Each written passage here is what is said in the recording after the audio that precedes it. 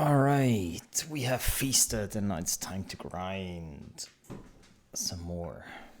We also have a nice cappuccino. So let's get started. We left off before lunch right here where we're looking at why this code doesn't work as expected. I have a hunch, but we'll have to verify that. Where's the statement index for identifier lookup? I think that's in here. Yeah, this one is 8.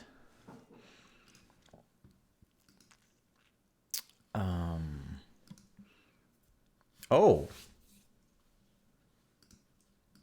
So this current scope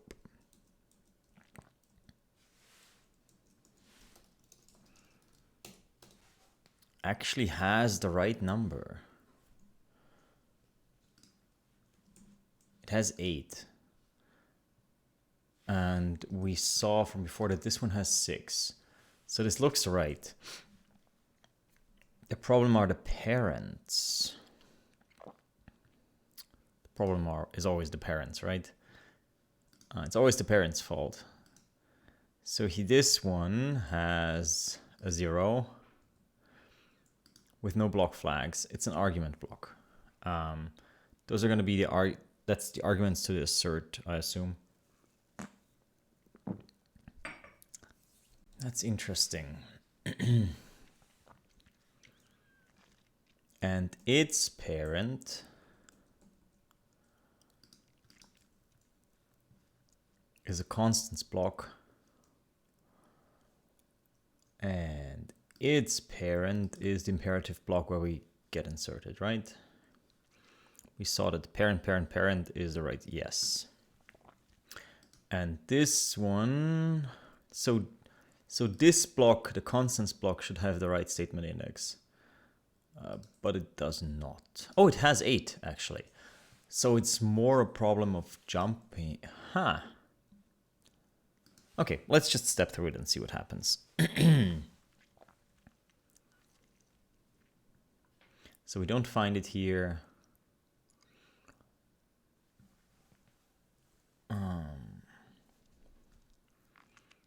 So we take the statement index of the current scope, which is going to be 8, right? I think we said it's 8. Yes.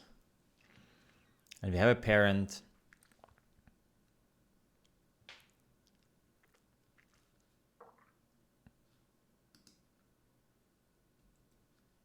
This seems fine. We go to the parent.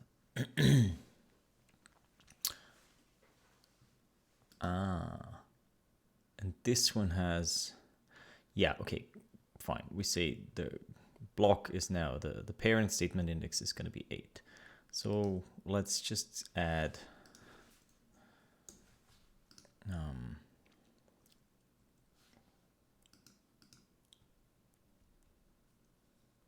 I'm still okay. I have a mental model, but it doesn't quite fit. Let's continue just stepping. We're not waiting. It doesn't belong to static if. Lookup is not large. We don't find it in here. So we go one up. Statement index is now 0. This seems a bit weird, but okay. I'm gonna keep it like this.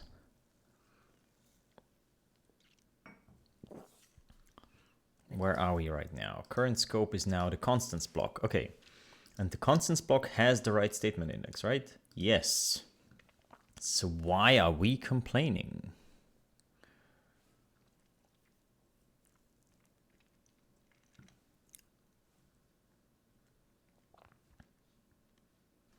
So we don't find it still. We go one up. So statement index is 8. Yes. The block is imperative. It's not uninitialized. So we're happy. We save all that.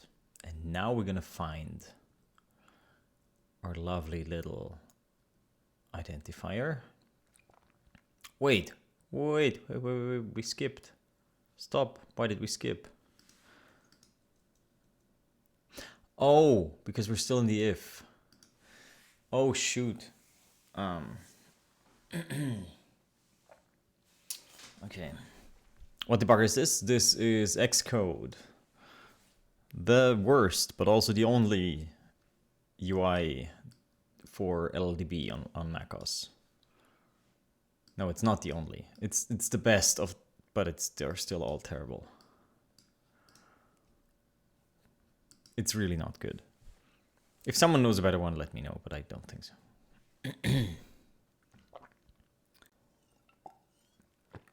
Yes, I have a FilePilot shirt, and I treasure it because it reminds me of Better Software Conference last year, which was awesome. Shout out to FilePilot. Shout out to Sam and Sander and oh god, Charlie. Oof, almost forgot his name. For organizing BSC. I'm looking forward to this year's one. Very much looking forward to it.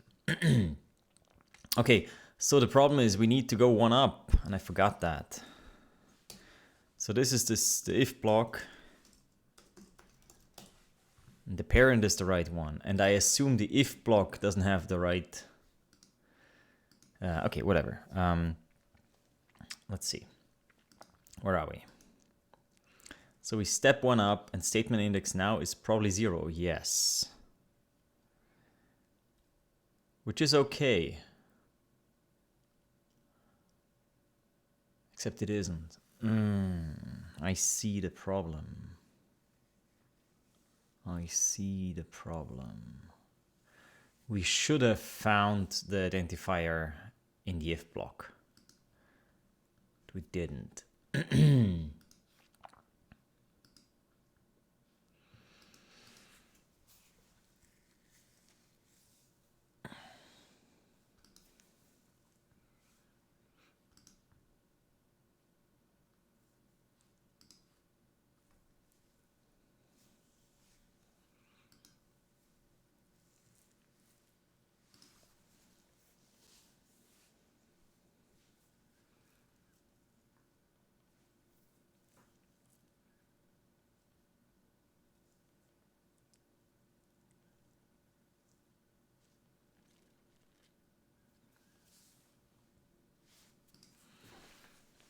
I don't think we should do this part.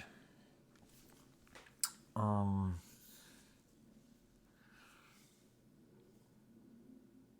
understand the problem now.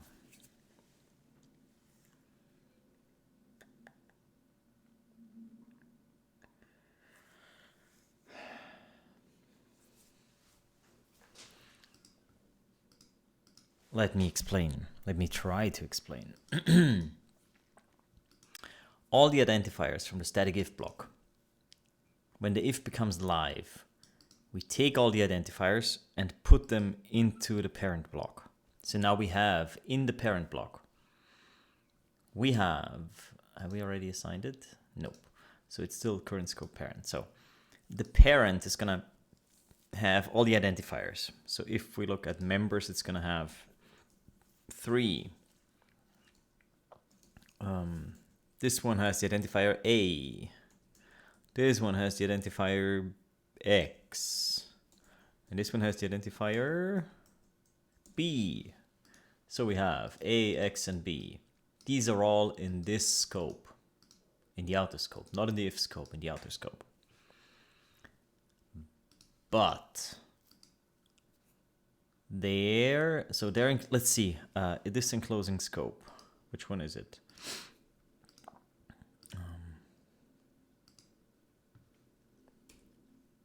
How do I quickly do that? I knew that before. Oh yeah, custom type. This gives us the expression, and then we can just say, yeah, this is nonsense, but we're gonna add it. Yeah, this is wrong. But if you know how to fix it, it's fine. Okay, we want this expression in our debug dump.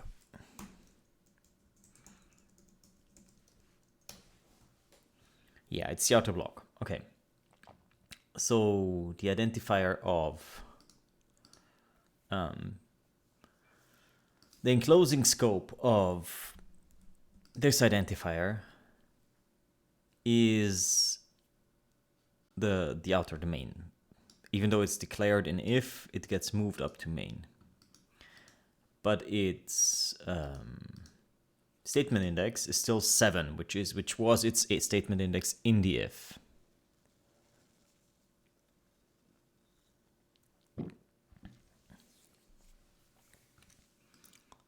So here, this B is statement 7 in this if block, but we insert it into this block, but we keep its statement index. So when we then look it up, we say, hey, this has statement index 7 in this if block. So another check would be this. We should do that.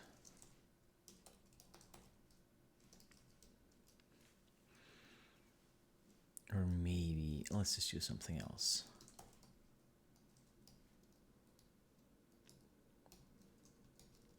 Something like that.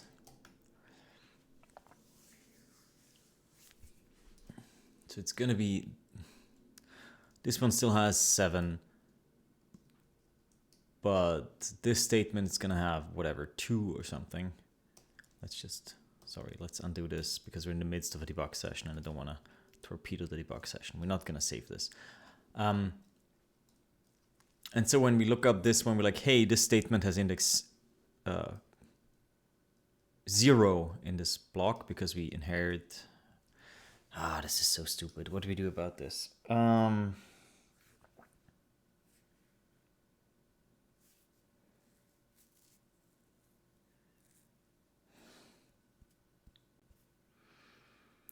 What do we do about this?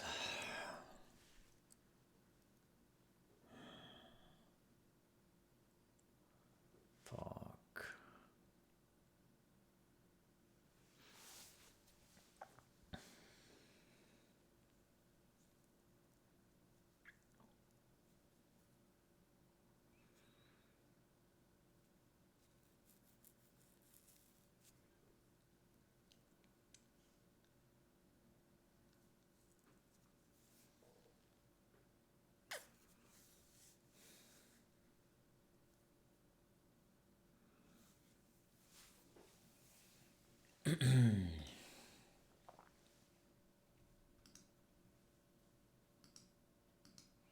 We want to find them here.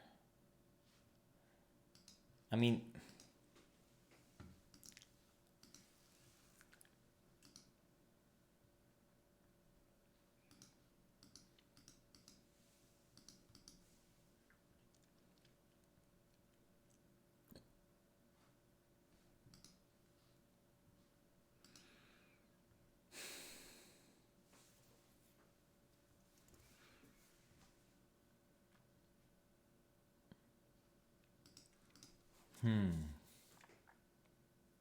where is that check? What do we compare when we blow up?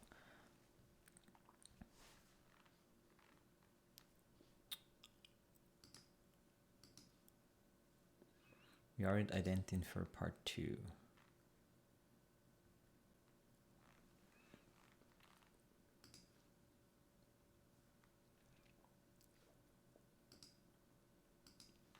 And we compare because scope curses statement index.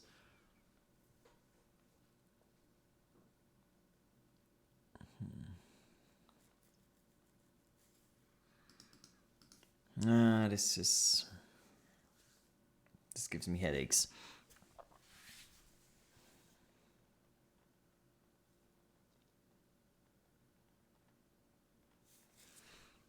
So the problem is that identifiers get moved up. I'll try to paint this here.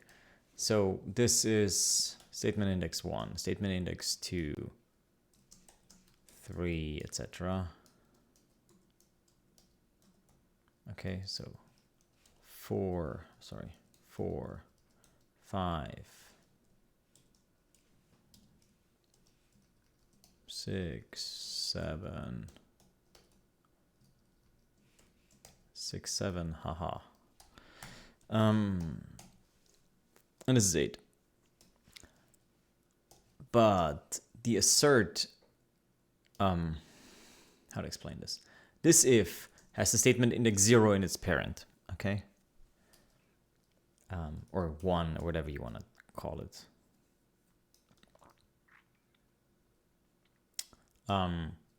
So the assert, when we look for this identifier, this x, this one, when it moves up the chain, it has 8 in here, but when it comes back up here, it gets 1.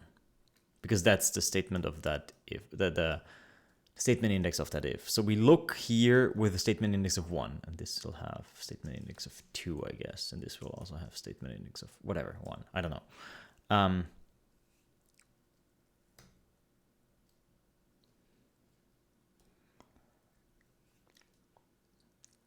And we now, it has 0, but it looks like this 0 is follow up from 1, so it's hard to explain. This index in the parent is 0. For some reason this has 1, I don't know exactly why, it doesn't really matter.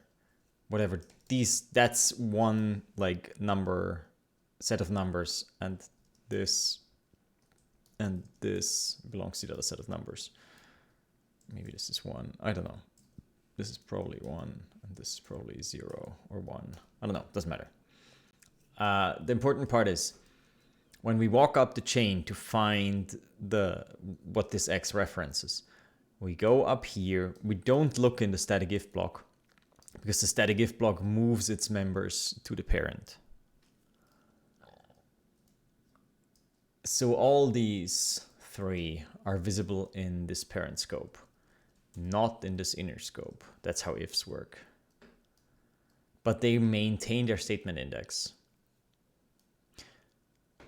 Which they should not, maybe. Maybe when we hoist them, they should get this statement index.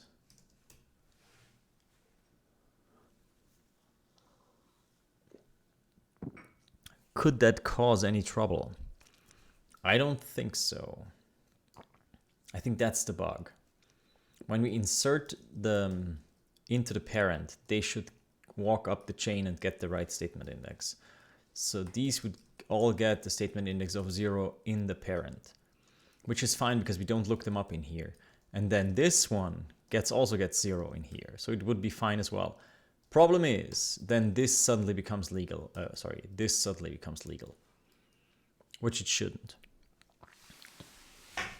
be. This shouldn't be legal. So we no longer catch that.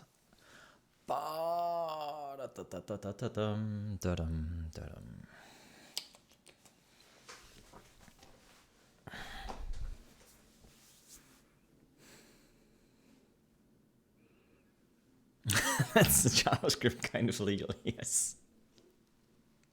That's very true.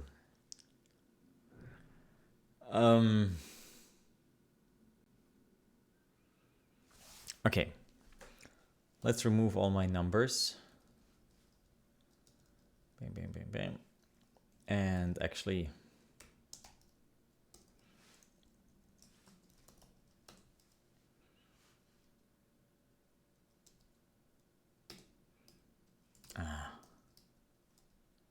damn it. We want this as well. So we want insert repeatedly, and I want to copy this actually. Okay, and the fails case is this one. This one should fail. Okay. Which it doesn't when we reassign the statement indices of those to the statement index of the if.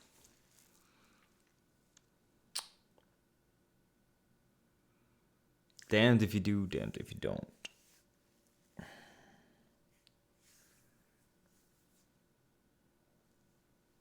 How do we fix this?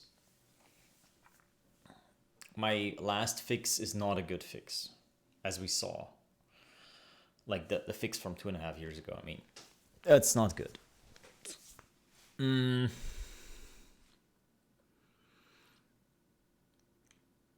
What we want is when we travel up,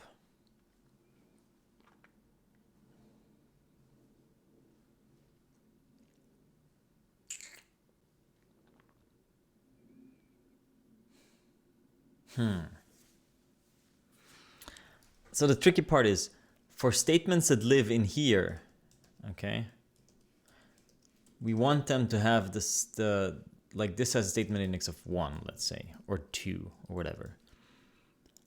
This should compare against this statement index to see if it comes before.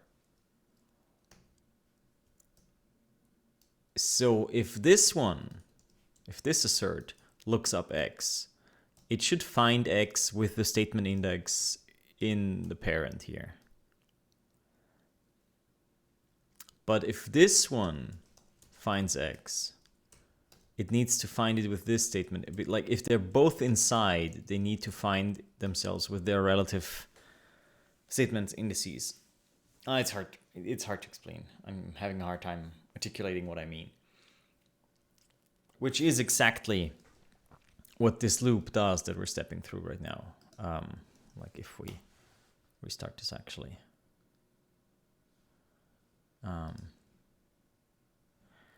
That's not what I wanted. Now I have to reset the breakpoint. Okay, whatever.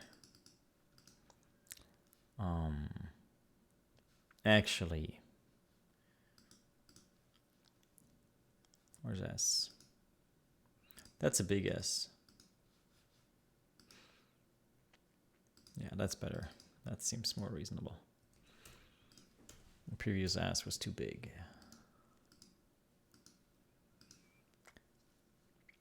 If we go back to where we were.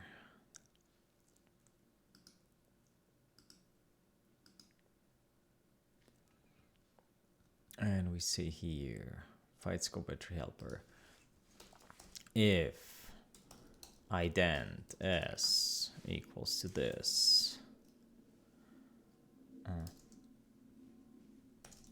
Oh, I have to take this call. Sorry, short break.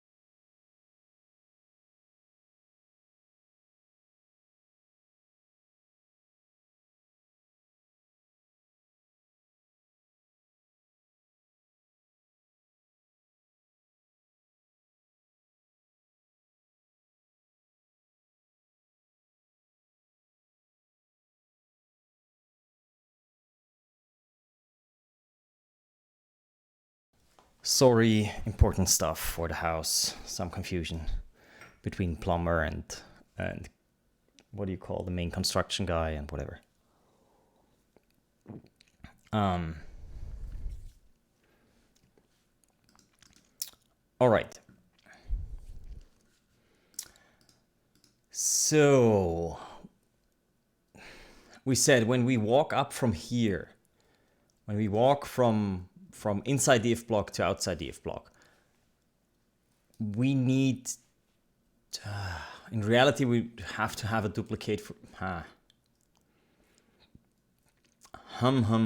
This might have other side effects. The cleanest thing,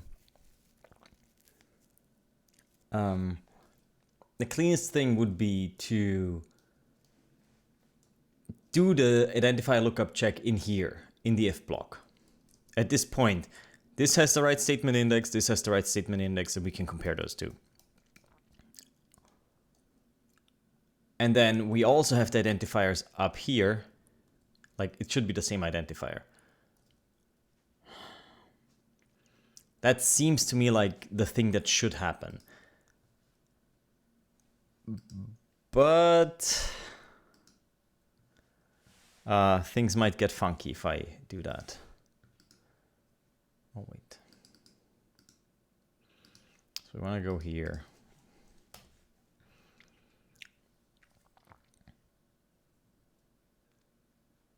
But I think it's the right thing to do, to look for the... And then if we go outside the if block, we do the adjustment and everything's peachy. So I think... Wait... Oh, the shit. I assume the S has changed because I added a bunch of stuff, and that obviously messes with all the AST IDs. So we have to do this again. Where's ident S? Copy.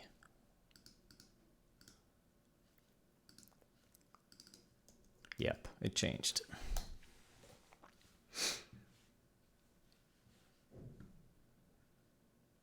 Come on. You can do it. Thank you. Okay. Double check if this is the right one. Yep. Oh, nope, actually. That's the outer one that I just added.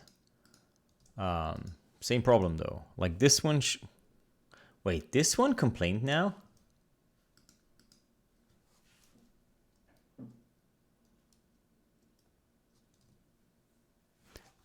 But it doesn't have the comment next to it. Wait a second. Who are you? Oh, this is not saved. Never mind. Let's try that again.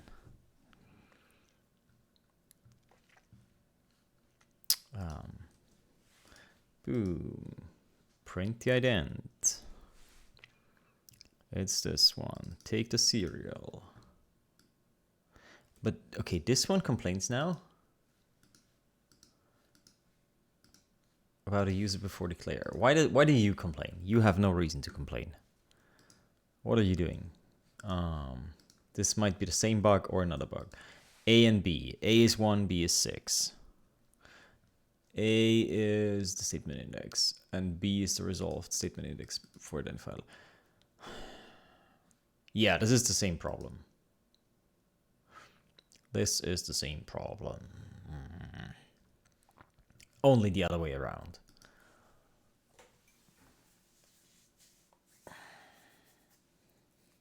Okay, so my guess is we need 2 fixes for this. Let's fix one first. Like this is...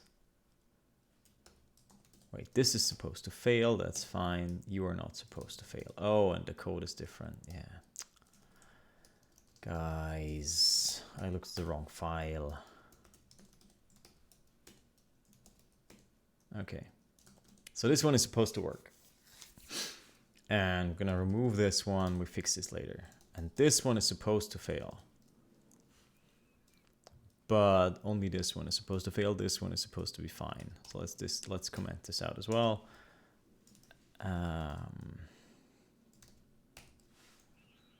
And this is going to be a failed test afterwards, but let's leave it here for now.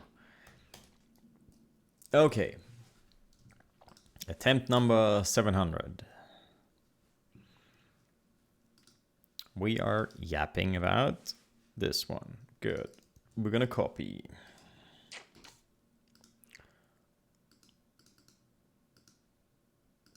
Come on, where's our, thank you.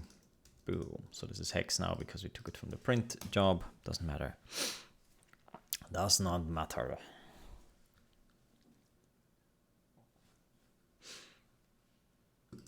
Why is this one not visible? Okay, thank you. So for this case, we want to find them in the if. Can we do that? Are they available on the if? If we go here, like just continue, boom.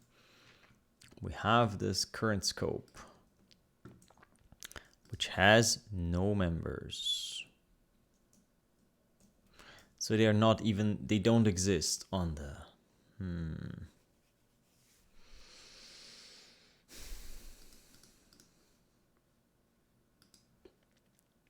Sad. So we can't even do it the way I wanted to do it. Because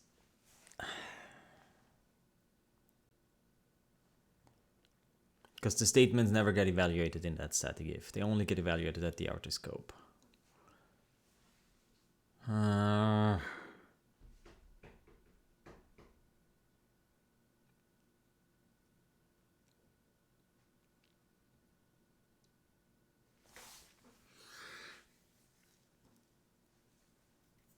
So I can't do it that way.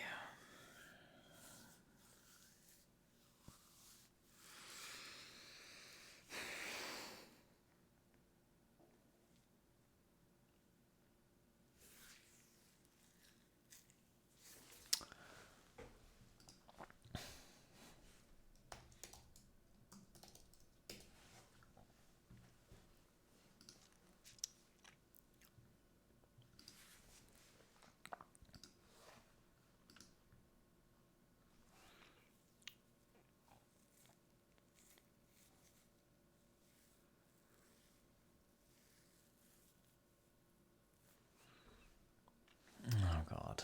Okay. Let's. This is a problem.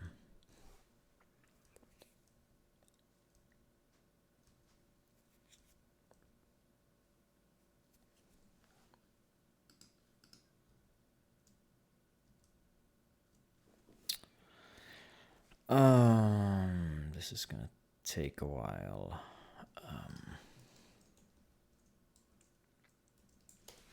If interp workspace handles 2, then we do this. Otherwise, I'm gonna go nuts.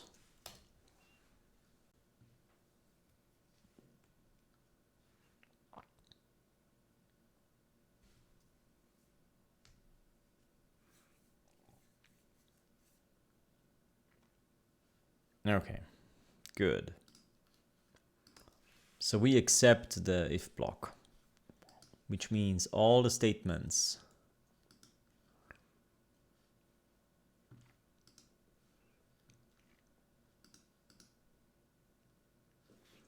the static if has a statement index of 0 because it's at the very top. So we say accept this here. The to make live is the block, which currently has no decent statement index, I assume. Oh, it has one, okay. But we override it.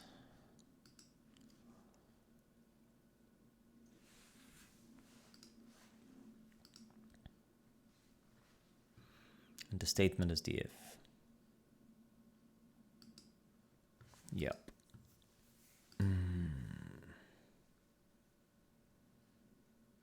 Block will be inserted when live. Yeah, this bug is about as annoying and hairy as I was afraid it's gonna be. That's why I punted on it for 2 years.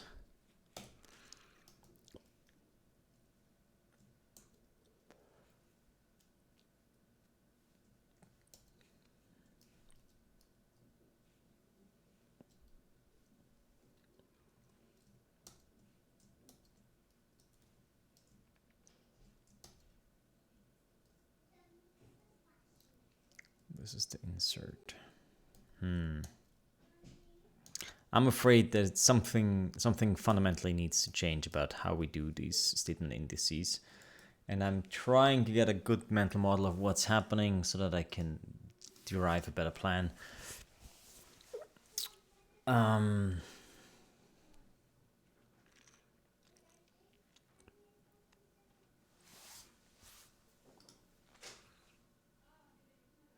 So if, where does this one end? Then we do this.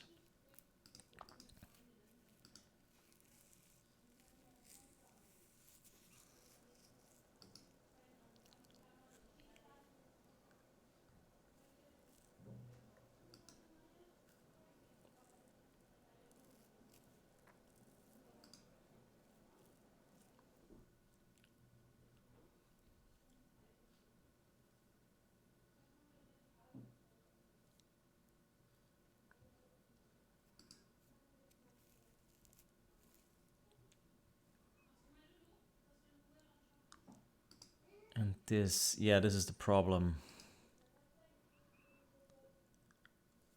This is exactly what's wrong.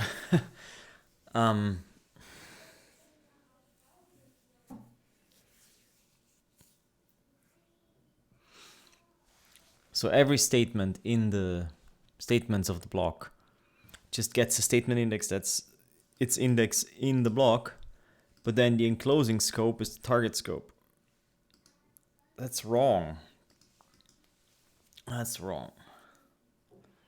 But if we give them all the same index, then we get the problem again that this one does not fail. Then we get JavaScript semantics. We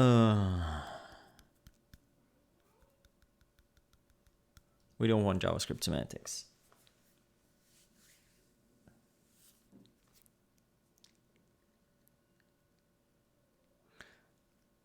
I think,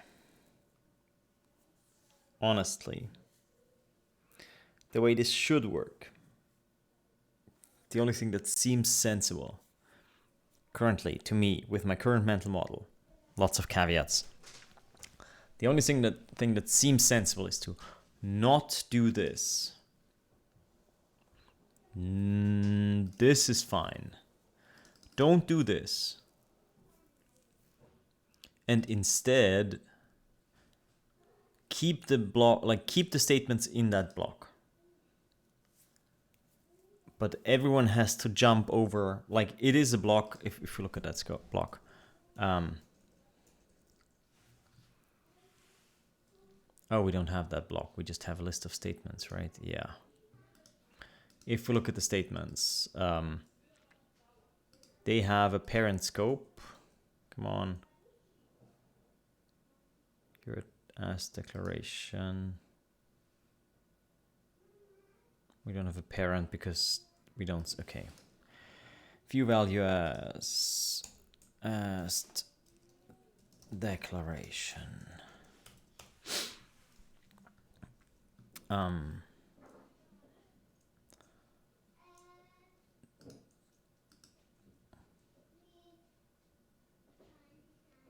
Enclosing scope is not set yet. Okay.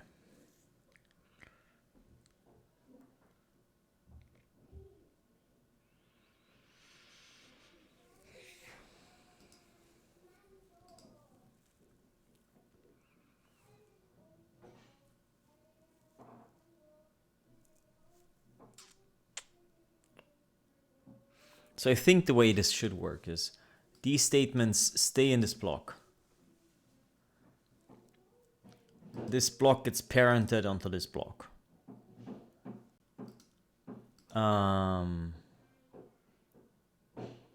Any identifier that gets inserted into this block also gets inserted into this block.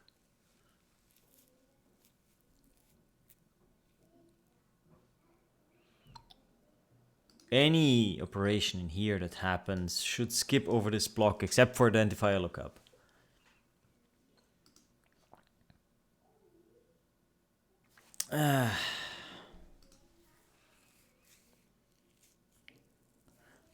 I think that's the way it should work.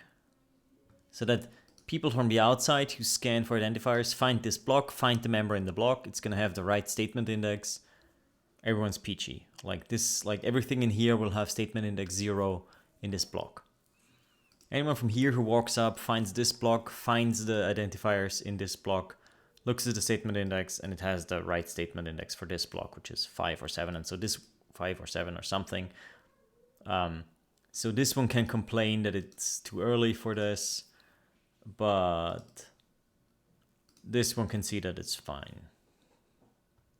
I don't see any other way to do this. If we move these statements up here, unless we introduce fractional statement indices, I see no way to make this work properly.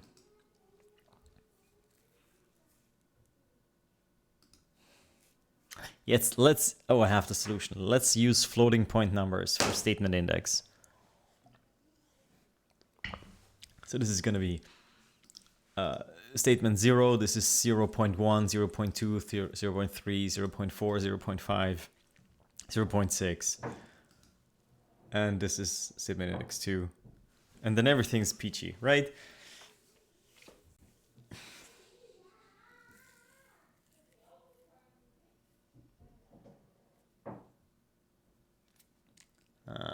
Okay, yeah, that's, I don't know. That's the best I can do. I think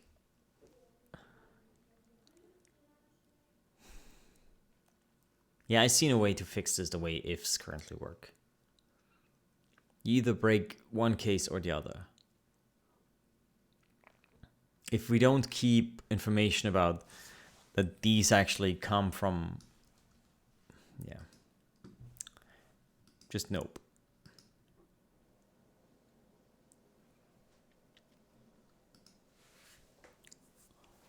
Nope, nope, nope.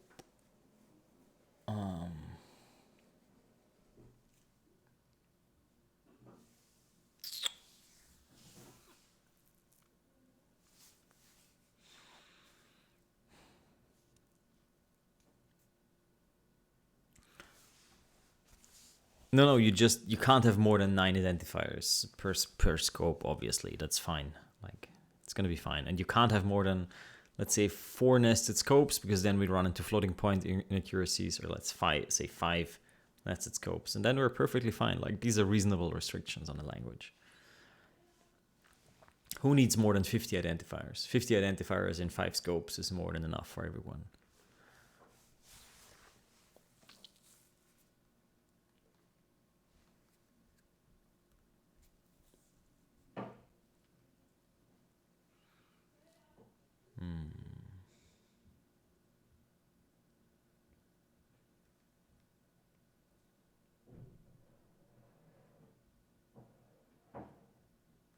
Yeah, I think I'm gonna stop here.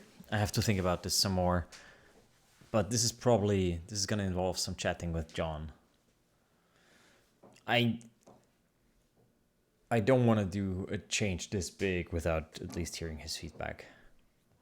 Because that's like it's a big change to how static ifs work.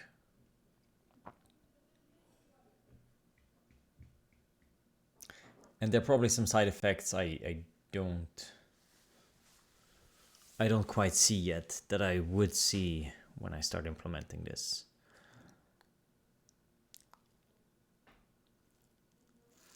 You have to be careful with differs. They have to jump over static ifs. Like, there's so many things that have to be static if aware if we change this. But I don't see another way to do this.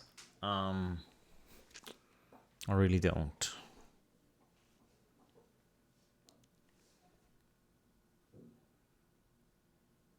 Yeah.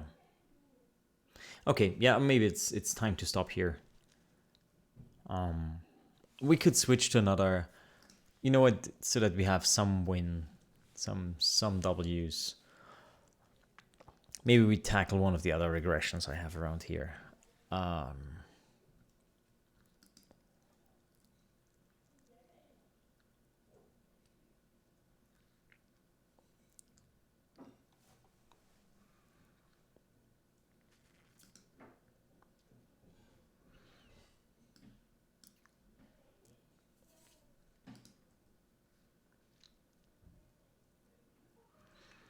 These all look annoying.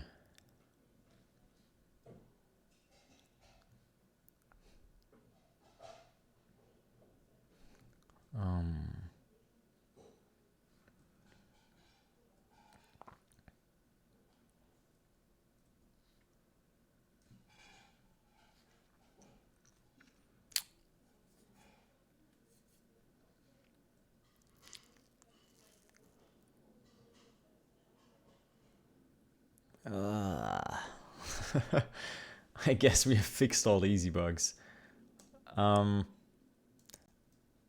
thought I had one for a late import. Maybe I've added that already as a fail.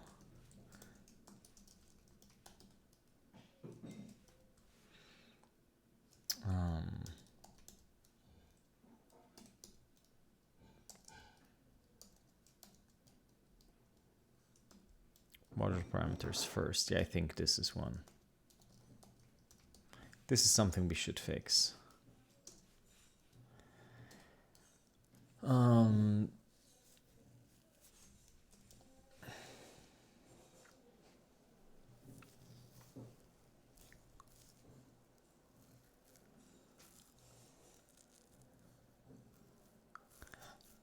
We can try this one. This might be easy. Okay, let's give this one a let's take a stab at this one. It's also not an easy one. But maybe we can make a dent. Oops, wrong. I thought I said copy.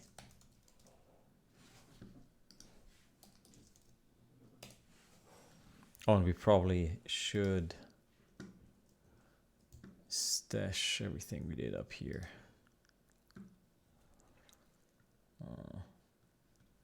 Yeah. Nope. Wrong.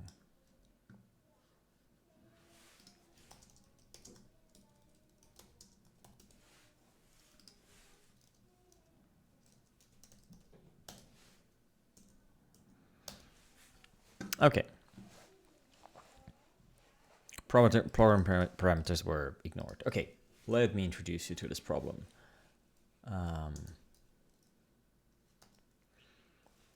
So we have another module.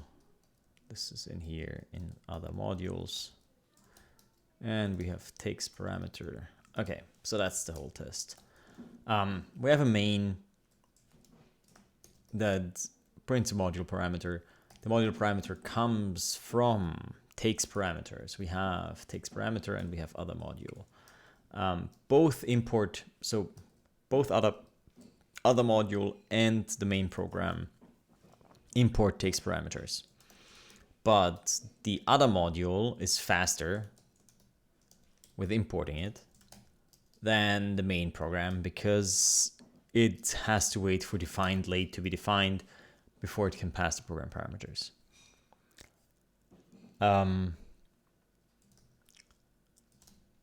So the point of program parameters is you only define them in your main module, or whoever defines them first basically wins. And we have a default value, so we don't realize that, like, if we remove the default value, this fails, this test. Sorry. If we say bool here, then this import fails because it doesn't provide the modular parameter. What happens if we do it like that? Then it's fine because this one defines the modular parameter. Oops. This one defines the modular parameter, so this import now works because it has the modular parameter. Okay, that's how it's supposed to work. But if this one is late, then this is the first import.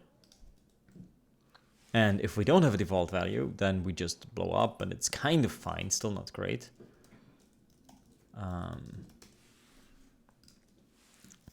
But in this case, this one comes first, and then these module parameters are simply ignored, silently ignored. Like if I remove this assert, we simply get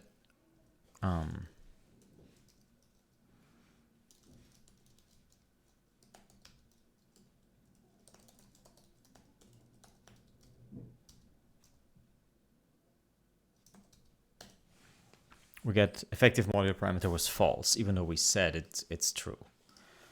And we don't even get a warning that this parameter got ignored. So that's not good. So the workaround for now is that we at least warn if we find module parameters and we already have module parameters, then we should scream that something went wrong, which we don't do right now.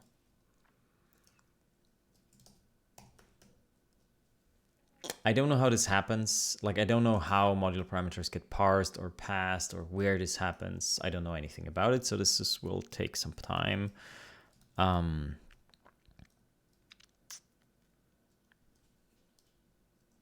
have no idea even how they are parsed, etc. Okay.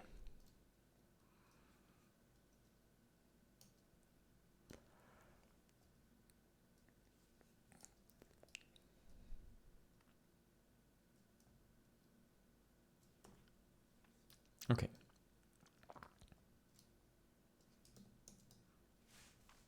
So we have the struct description, and we create an S-directive module parameters. So far, so good. What happens to this one?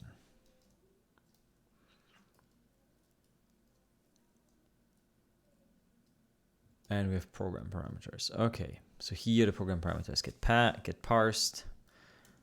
Oops. And we have a program parameters lambda. And then we have the common code. Okay, yeah, so far so good. This makes sense.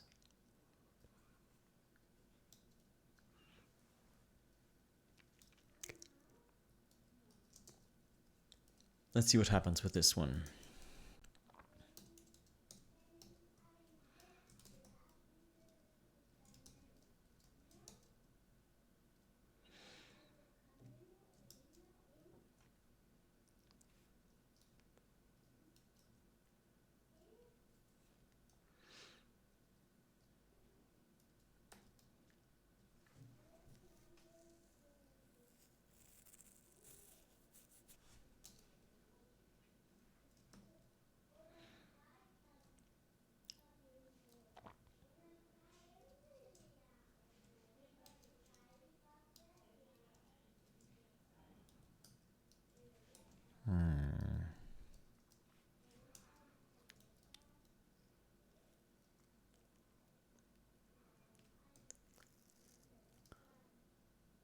Okay, we find the directive module parameters. We add placeholders.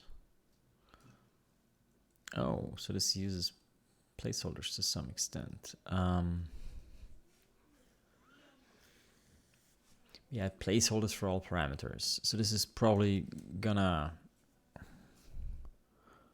delay this import until a placeholder gets filled.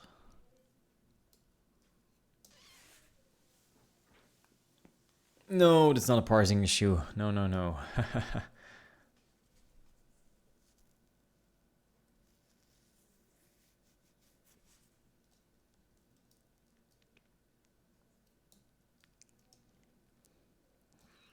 Okay, so we add a placeholder for every member. Okay, what else are we doing?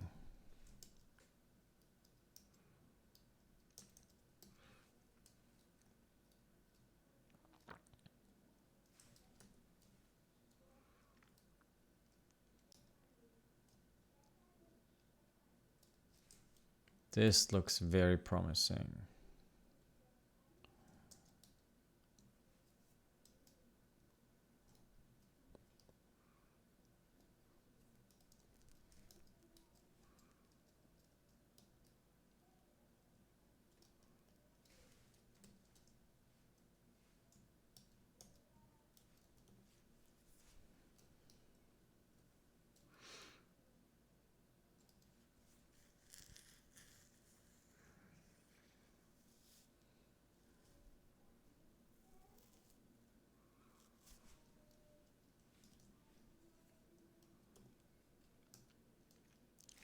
Okay, so we have a module parameters call on an import.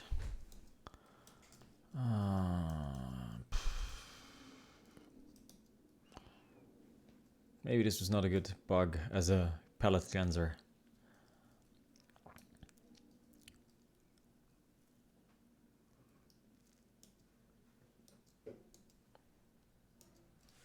We'll see.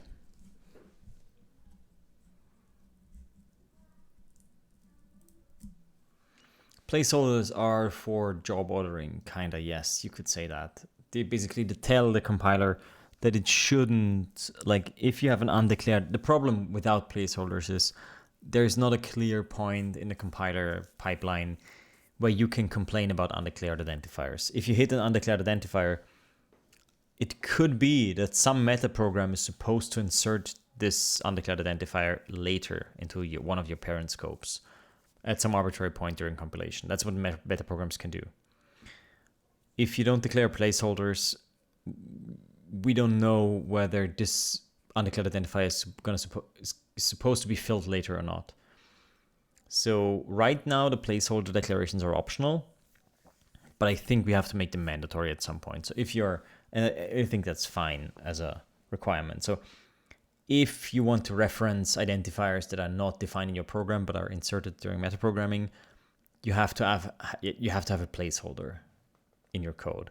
That, again, this is not enforced right now, I think, if I remember correctly, but it should be enforced in the future, so that we know if you use something where we found a placeholder, then it's fine. Then we wait until we can't make any progress. If we can't make any progress, then you report that some placeholders have not been filled. If you use an identifier we don't know, and like we have done everything that's supposed to add identifiers like imports, etc., then we can complain earlier about the undeclared identifier.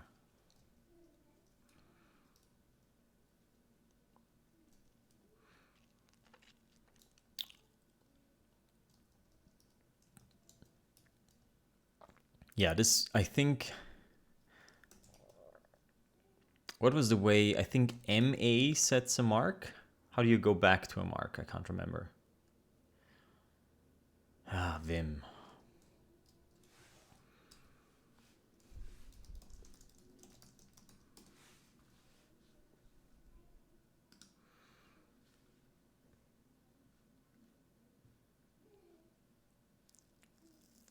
Yeah, M is the mark, and then, okay, and then quote A jumps back. Okay, so we set a mark here. Okay, that's it. Haha.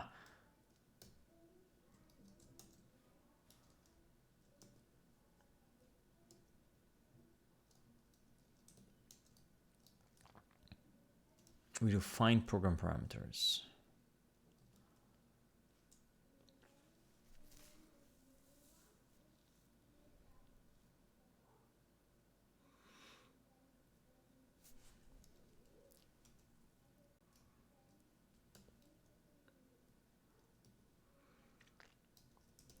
Yeah, okay.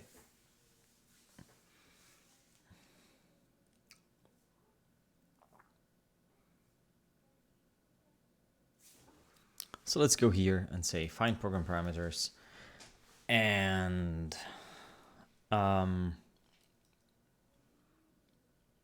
do we do this?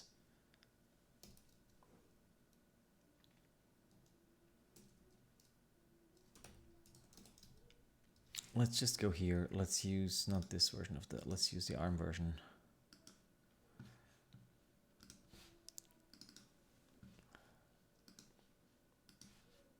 And let's use this one.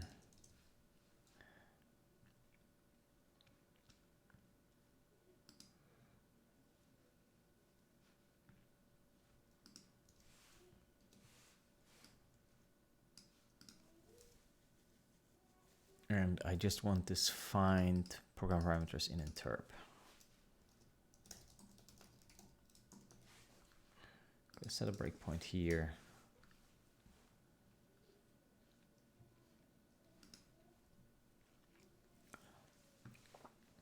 Because I'm just interested in, okay, we have name, which is a new string.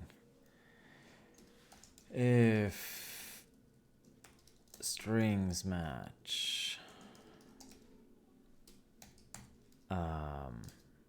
import name, and mine is called something, takes parameters.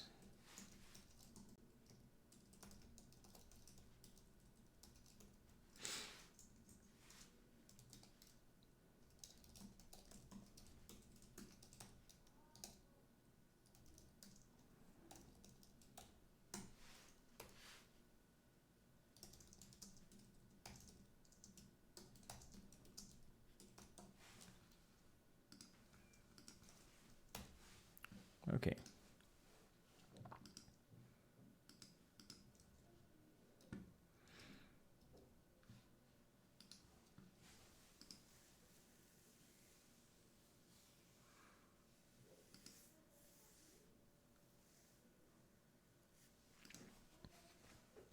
No, the suspicion with this bug is that we don't realize, like, we don't complain if you provide program parameters and we already have program parameters. Like, if you have implicit program parameters and explicit program parameters,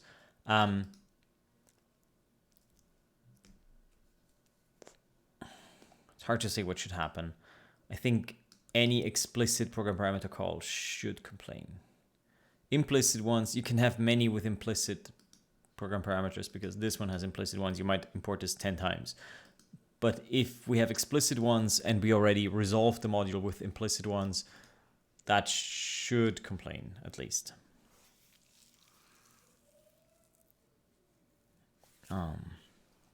You could delay the error. Yeah, it's way harder, like way harder. Okay, so we have this import first, obviously. And we don't, okay, we have program parameters all. What are you? What are you? This is interesting. Add program parameters giver. Okay.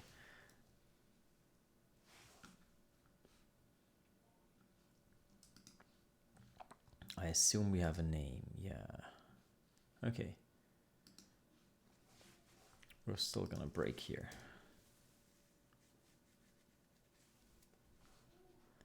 And also, let's do this like that. So we first find this one. We say, nope, nothing happening. We have no entry here. Everything's peachy. We return program parameters, return null and return true. If this program parameters is inferred, return true. If it is not in pending, provide null and return true. That's kind of the problem. That's what we're doing right now. If it is pending, return false, indicate we can continue, must yield. This is what we want, actually. This part. It's not quite possible.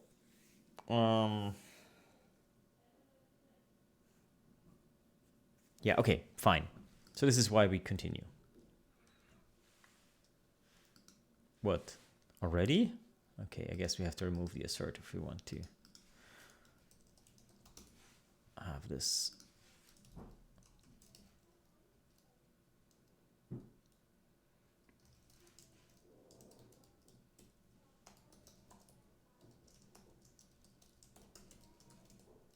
Let's do runtime assert.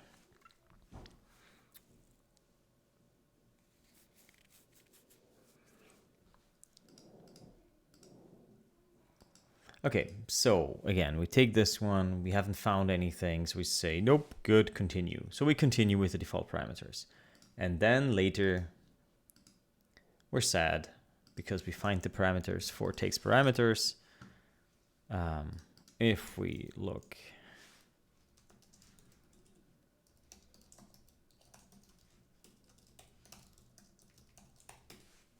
this is the one. And now we're like, hey, we have one.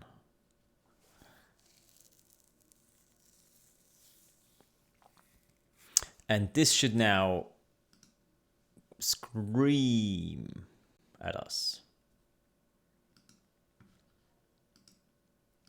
So what we should do in this case, if we haven't found anything, nope, not in this case. In this case, where was it? Here. We should say, if we do this, we should insert one. We should insert some dummy that says the implicit parameters we used already, and then we can complain. And that would be the fix, I think. So let me look at this one. We have a call, we have a name, we have an import to wait for argument for it to complete.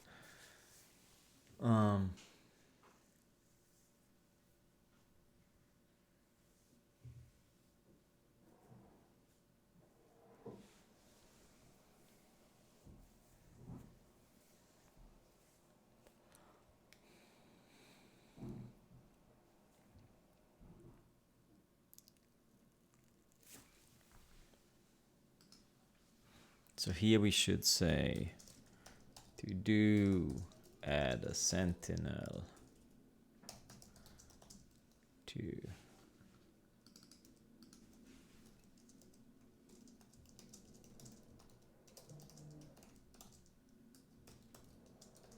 if someone tries to provide program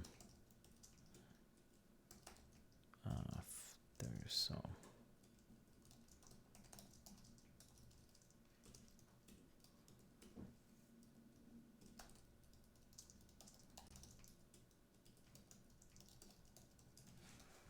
Okay, so that's what we're gonna do. Before I do that, I want to check what happens, like what's the path if we say bool, what's happening? We hit this one. Same thing happens. Okay, and then we report here. Not enough arguments. Infer module parameters. Okay.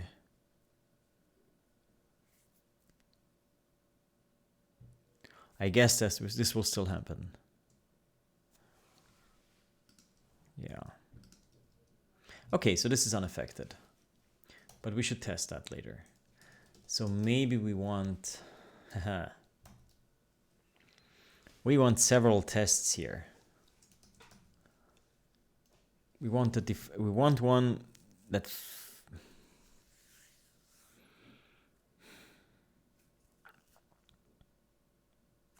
yeah, let's do it. Baby steps. To do add variant without default value. That should also show a nice.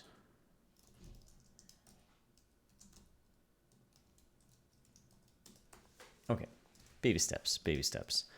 So I think we want the sentinel value, as I said. So this one is fine. Go over here. And then we add this one. And on the right thing, we have a call. What's the call?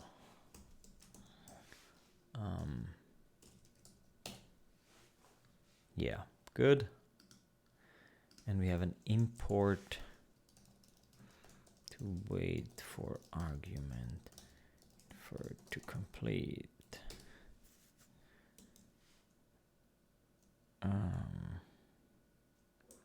Import to wait for argument infer.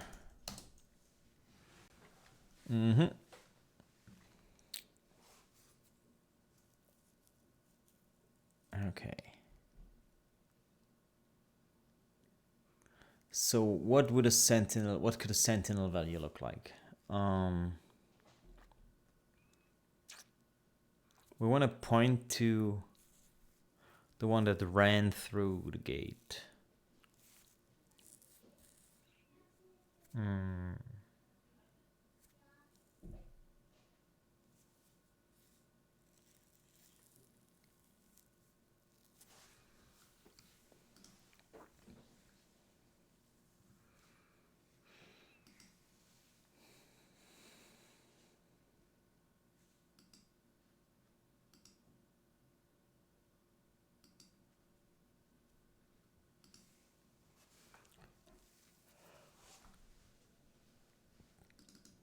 Who is using this? So I know what I want to do. Now is the time to figure out how to do it without breaking anything else. The copy. Oh, interesting. This is never. This is never used.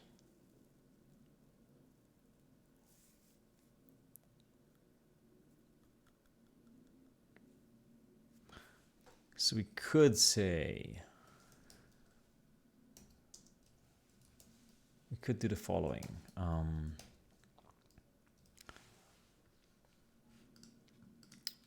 In the other place here, which is in interp find program parameters.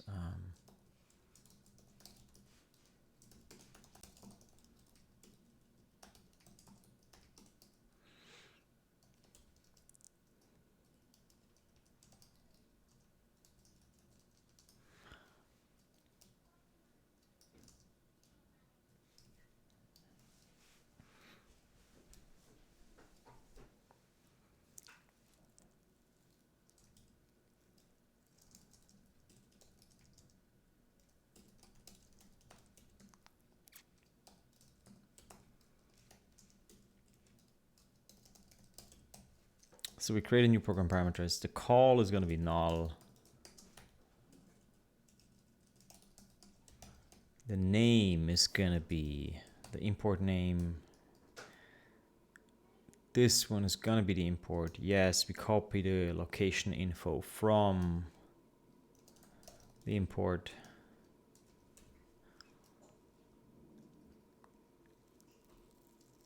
And then we say interp program parameter all add params. So we have the sentinel value in there.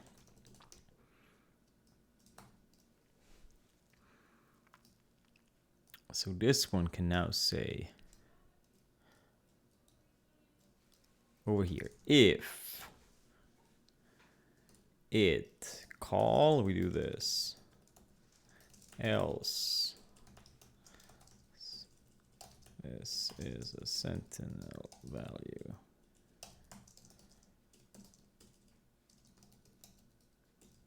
One has already import waiting for the arguments.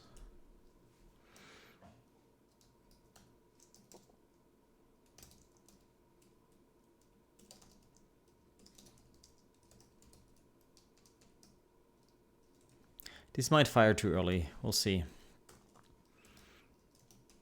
So we say report error for this module because another import has already.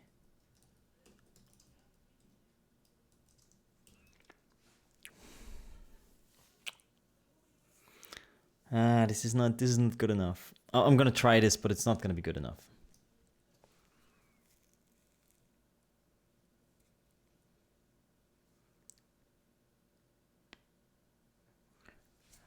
Nope. Lee, comma, Michael? Nope, that's not how it works.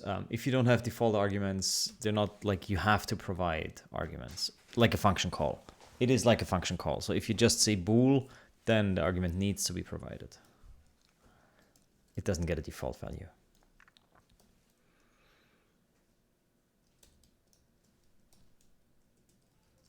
Because another import was...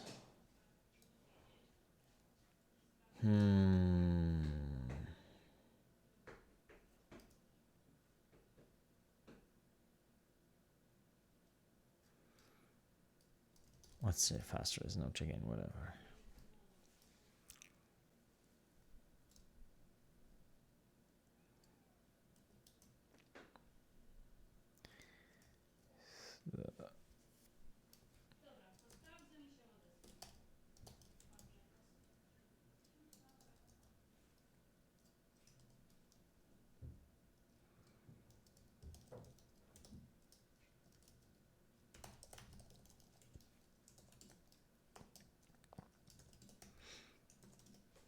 Okay.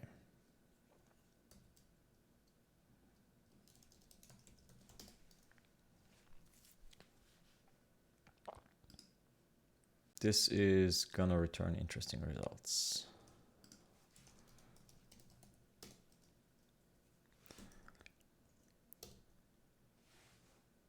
What? Now that's disappointing.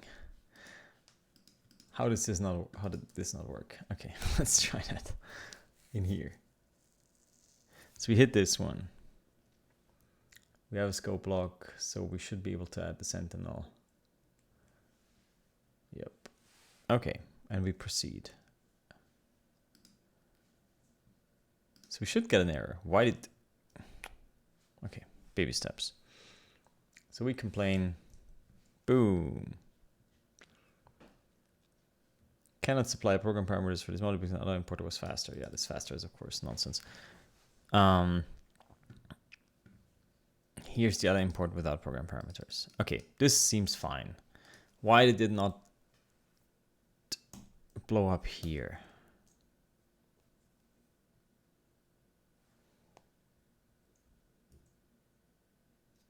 Isn't this exactly what we're running in here? Is this the no jobs that's messing with us? Let's see what happens without no jobs.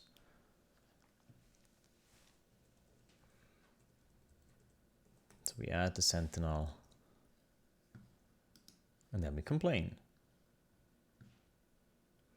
Seems sensible.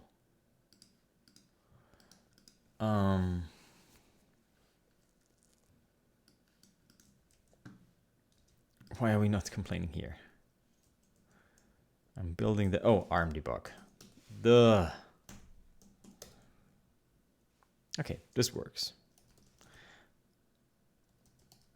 This is not... I'm quite sure...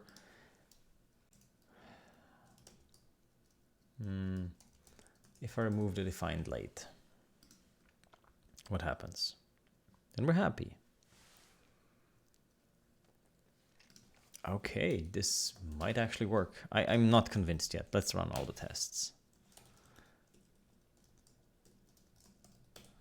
I was pretty certain that we're gonna break some legitimate use cases, but maybe we don't.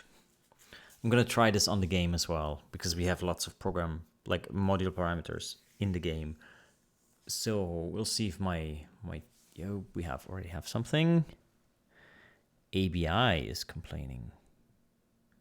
Looking forward to this one. An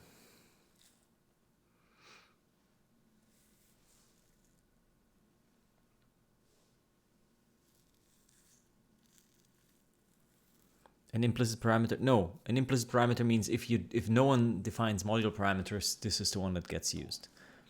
But the first import has the option of overriding the default. But if you can just define this without program parameters, and then it's fine as well.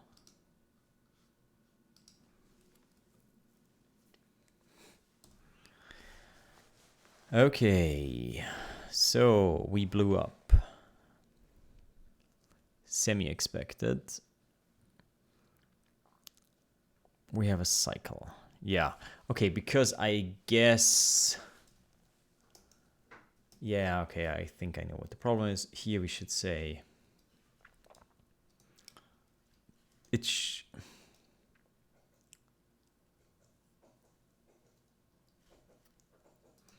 we should say...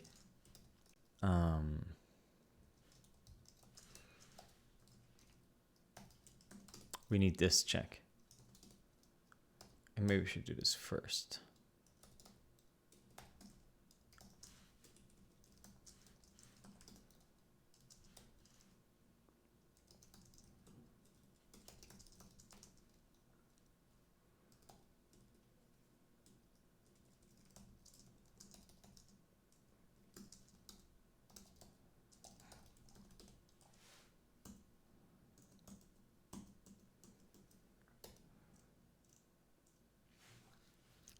So let's try that again. Let's do just ABI tests. Which one failed?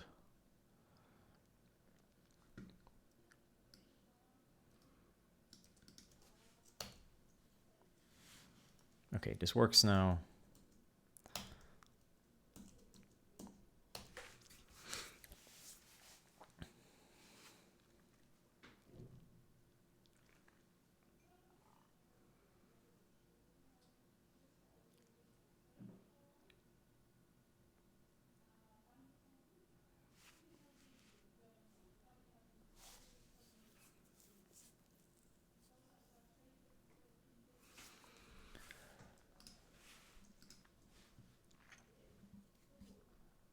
So we want this, we want this.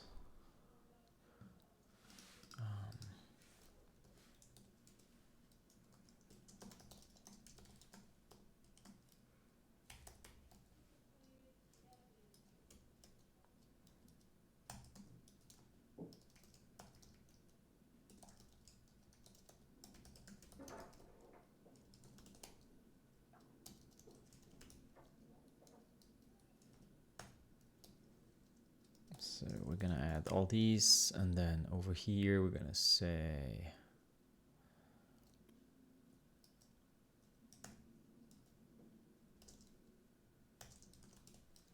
this, and then we also here gonna say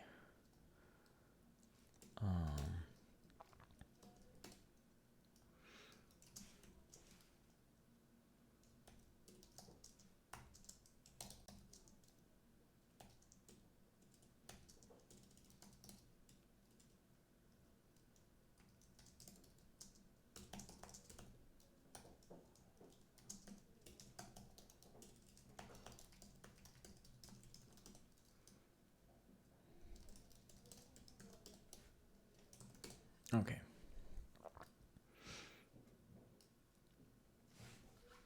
We have one test that fails, which is fine. It's exactly the one that we want to fail. And it now says, cannot supply program parameters for this module because now the import was faster. This still needs.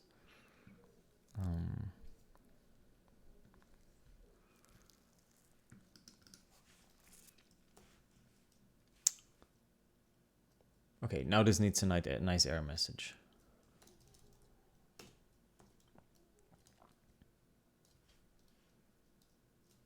Was another import without program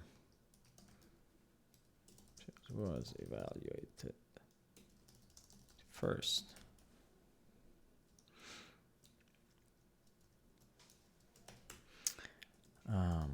This doesn't make sense. We print import, so it's unnecessary.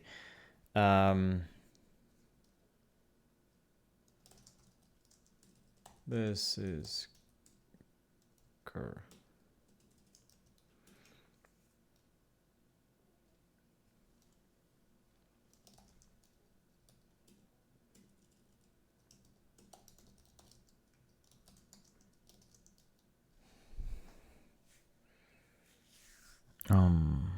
How do we explain this?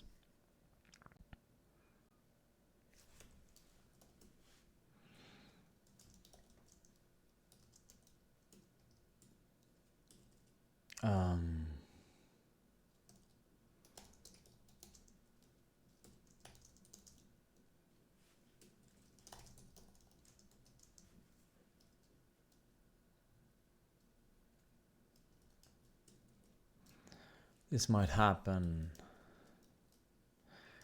if this import is inside if or is otherwise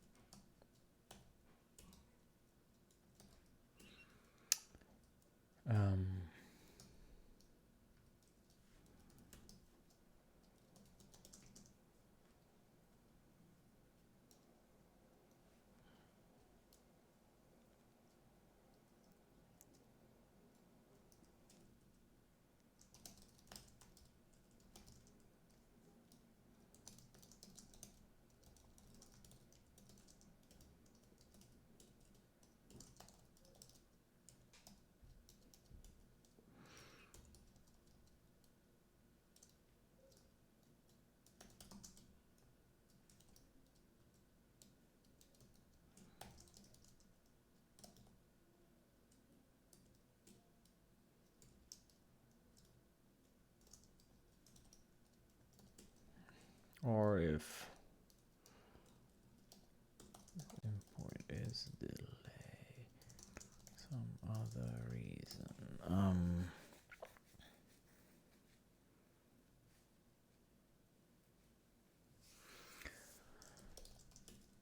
This should be fixed.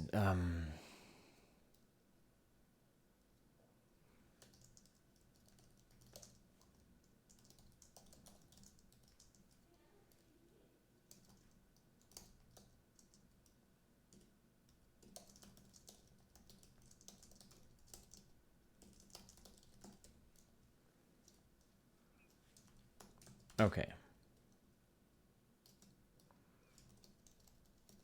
That was evaluated first.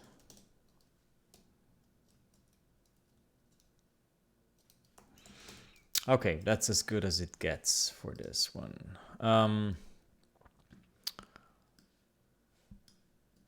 This goes in.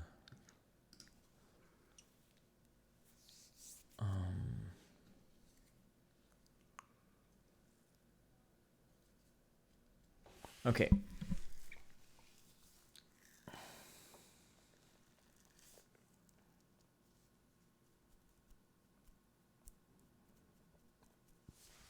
And now in here, let's change this into something we can use.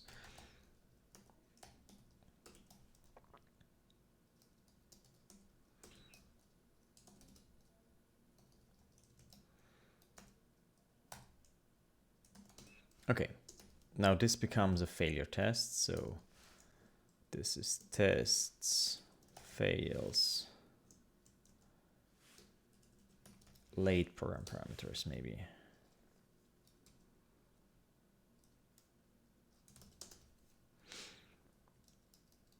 And this gets added to tests.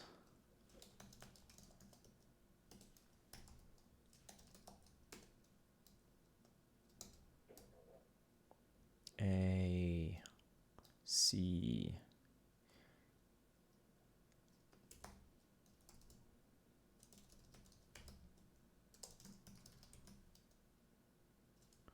okay, and this is should fail is true. Errors is something in my error message. Okay, and then I'm pretty tired and we'll stop for today. Another import without program parameters was evaluated first. Okay.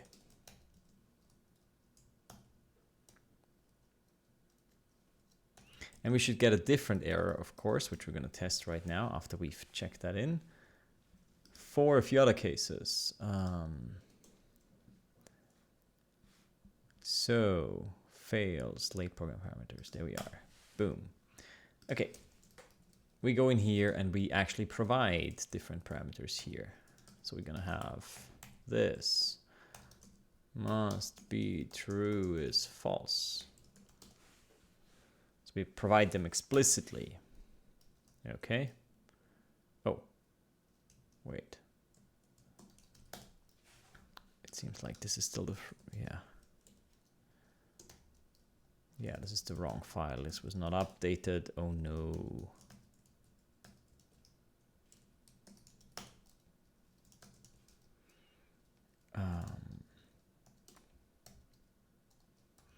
So we say here, blah, blah, must be true is false.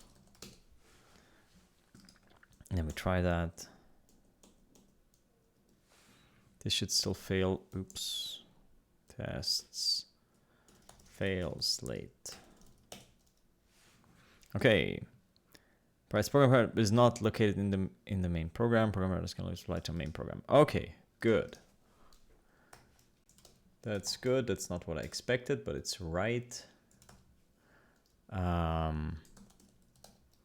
If we instead say this is load modules, other module.jai, then it's legal, but it still should still complain. Cannot apply program parameters for the same module twice. Here's the other location settings, setting program parameters. Yes, okay.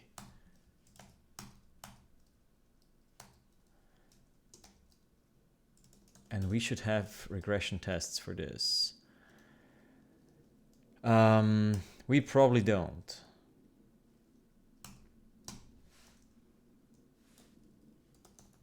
So I'm gonna add that.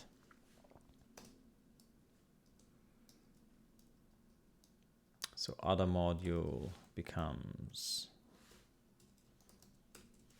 other file.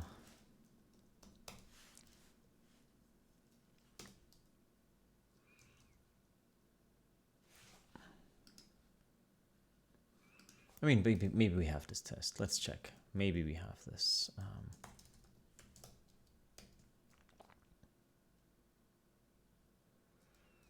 How would I find that? Oh God. Let's look for things with. So we want an import, and we want anything, then an opening parentheses, a closing parenthesis, like anything, closing parentheses, and then we want another, like whatever, any white space, and then we want another open parentheses. That should give us most things.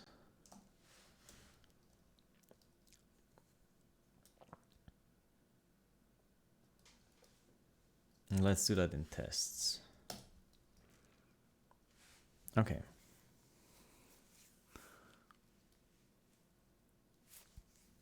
Duplicate program parameters. That's the one I just generated.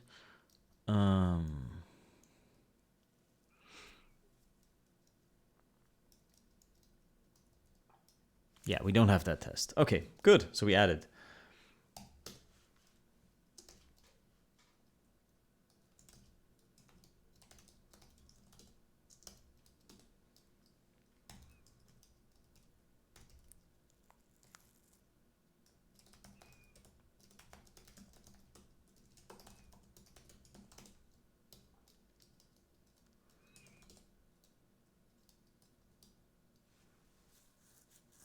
And we don't care about basic here,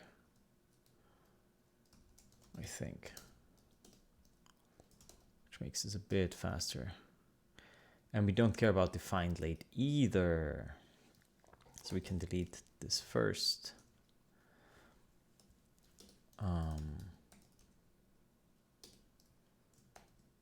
Let's keep this lean. So duplicate is just main and another file and some module. Okay, let's see if that works. Tests, fails, duplicate program parameters, main.jai. And this is for the same module twice. Okay. Fails.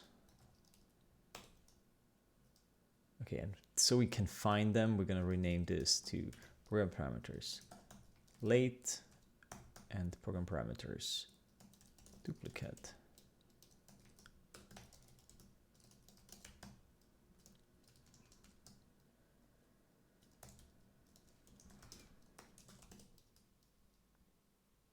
Okay. So we do, as I learned from Valigo 2 days ago or something, this is big endian naming, which I like. I like the name big endian naming.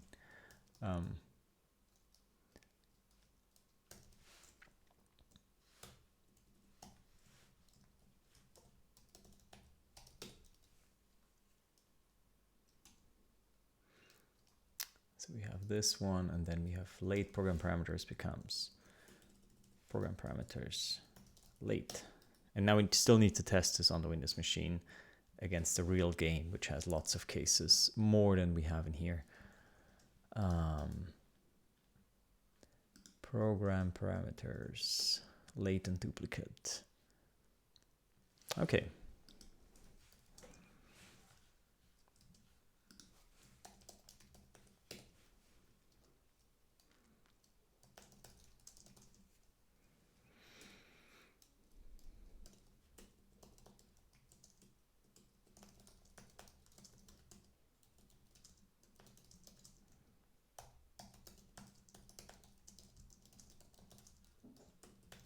if they were provided for an import that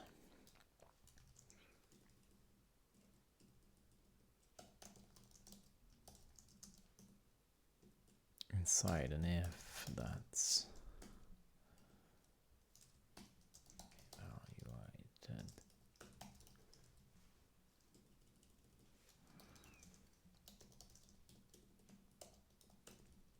Import of the same module.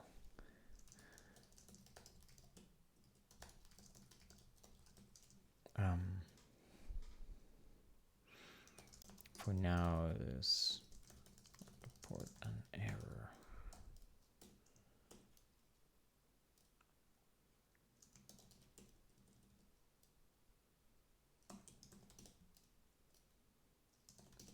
Okay.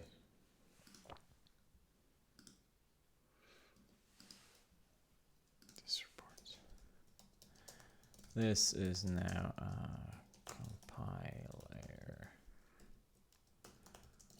Till we find a way to. I'm not sure if we can actually find a solution for this. Okay. Fix silently ignored program module.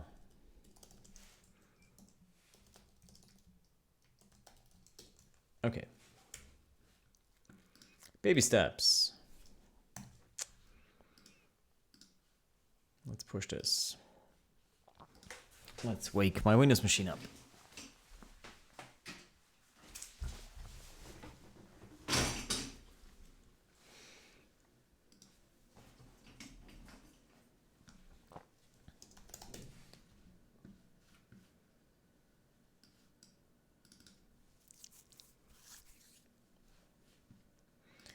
Okay. Missed. Wrong keyboard shortcut. Okay. Oh, we have a bunch of bindings here that I forgot to check in. All right. My bad. Let's stash them for a second. I guess I didn't wait for the bindings to finish before we checked them in before.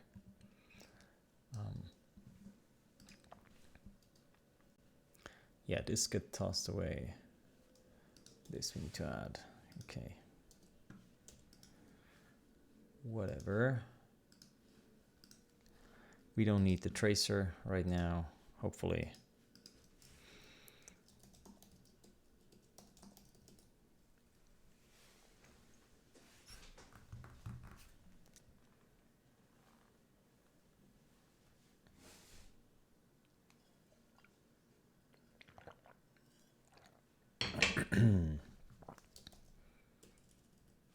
And we'll release version of the compiler, actually.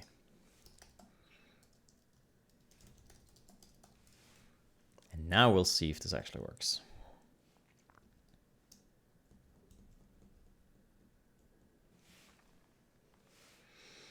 Come on, thank you.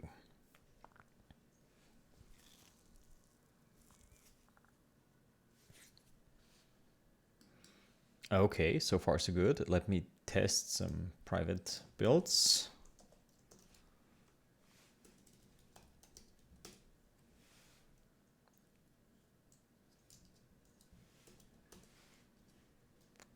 Looking good. Looking good.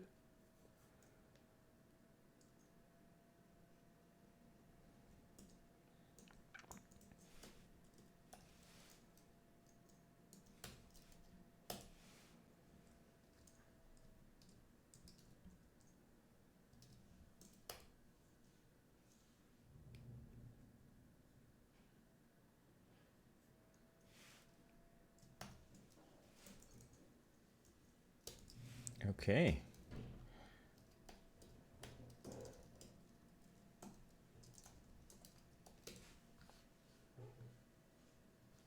Whoops. Yeah, this is fine. We just have an error in our test suite. I guess I didn't run the tests after doing this.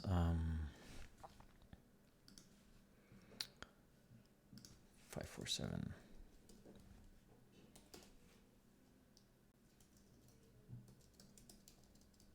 Sorry about that.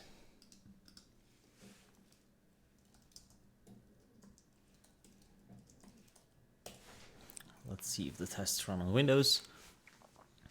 And if they do, we're good.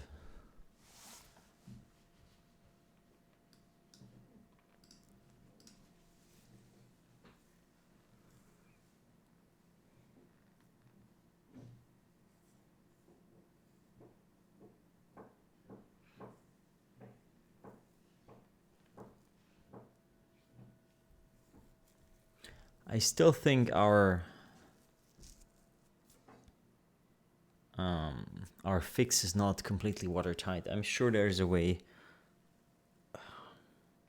There might be a way to where we cause trouble with our fix.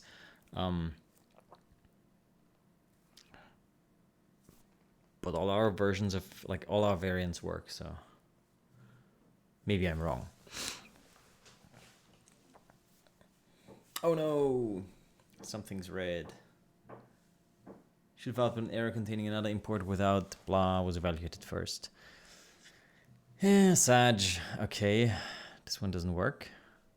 Or it doesn't work consistently, which also would be bad. Let me test that.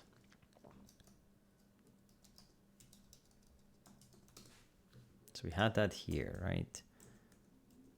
Program parameters.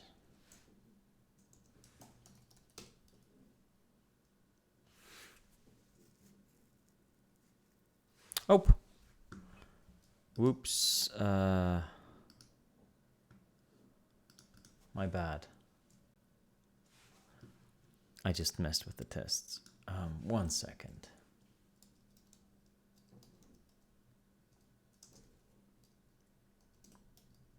Seems like I checked in. Yeah. Sorry. Oh, wrong one.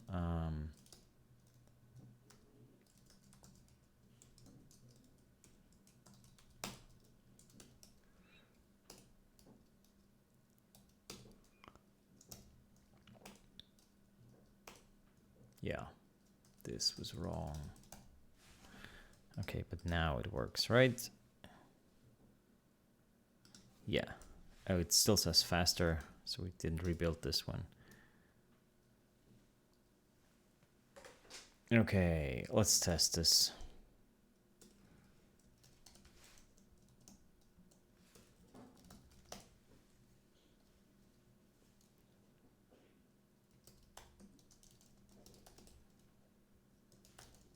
Before we do another round trip to Windows.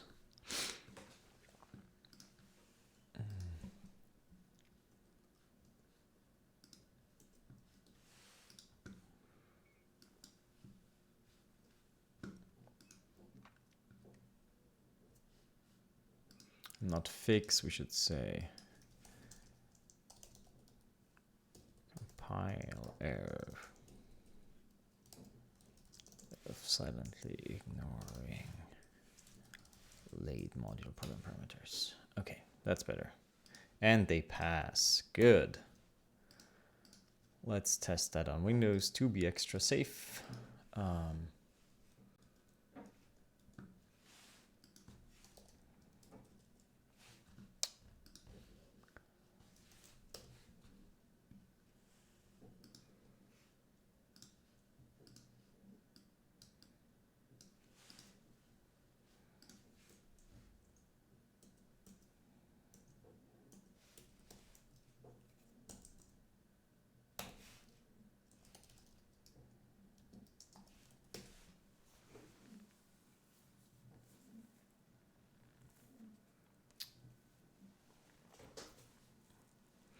Okay, I think, let's see, maybe we find another quick one we can fix, so we can take a couple of W's today.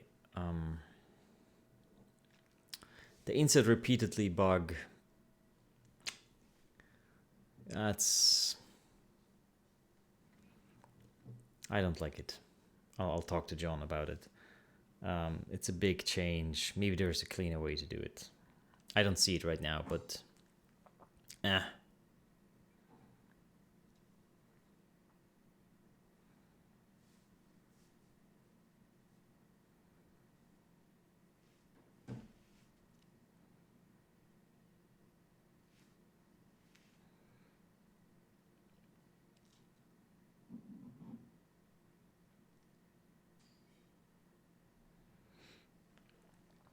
okay, good. This works. Nice.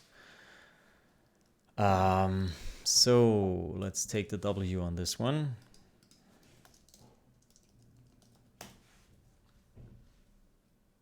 We're talking about the type initialization.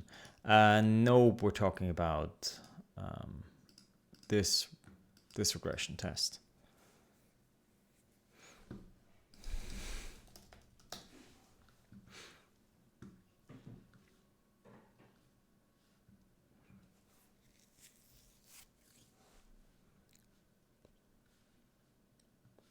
You know what? This comes up so often.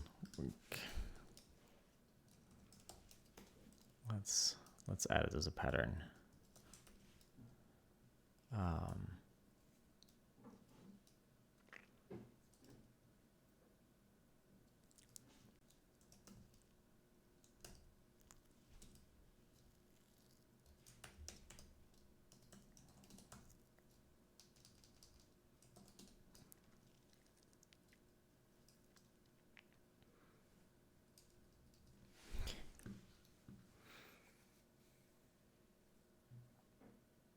Did you agree with the path that was taken on the type initialization? It seems like the A option with the formalization of a null type would be cleaner. Yeah, I saw most of the stream. I understand why he did the void type thing. I can imagine a few places where this causes like subtle foot guns. I'm not quite sure. Like, I don't like either situation, honestly. I think both are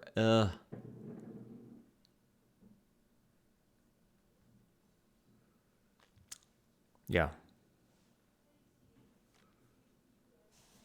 I'm not sure if there is a good solution for the type initialization thing.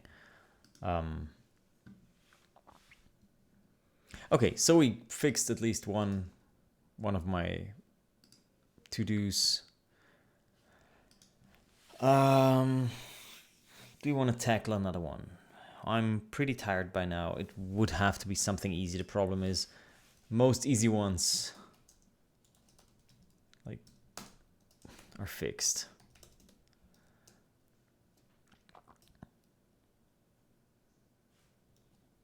Once the bug in the compiler is fixed.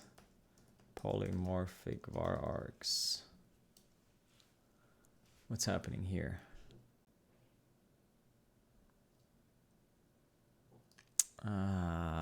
Nope. Not today.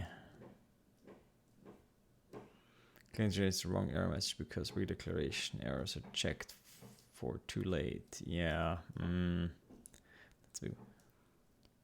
Here's the change. Not really broken, but this test is not 100% reliable because the condition tries to accidentally erase. Okay.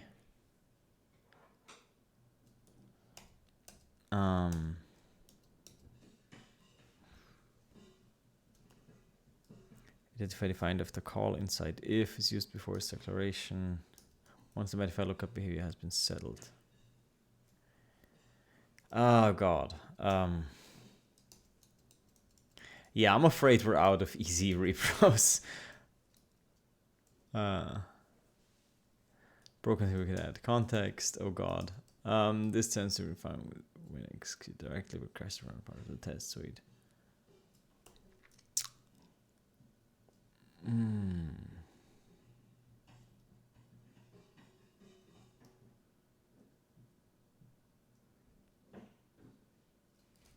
Let me see.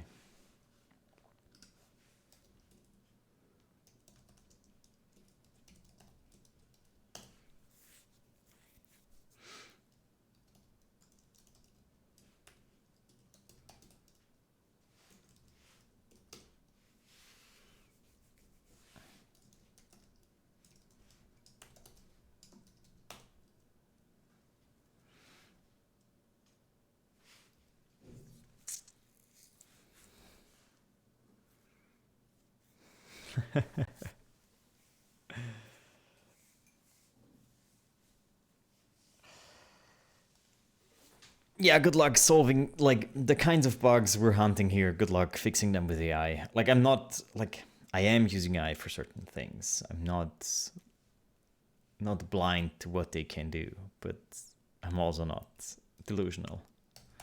Um,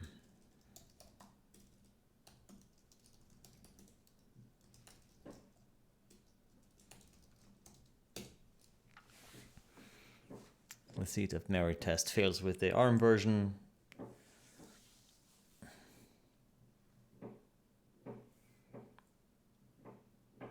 I mean, it also doesn't sound like an easy one, but I want to get some things off my list. Oh my god, yeah.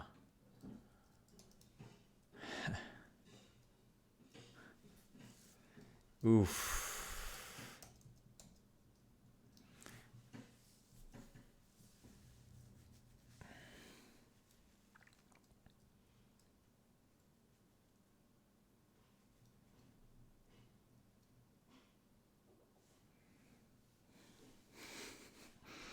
Okay, this worked.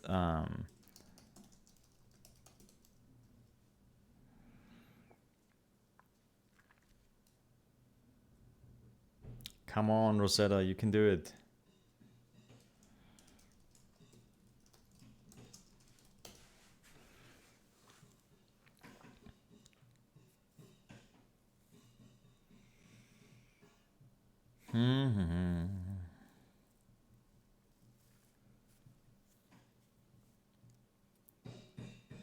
Yeah, there are lots of hard tests, hard bugs left in the compiler that don't affect day-to-day usage, but we have test repros that fail.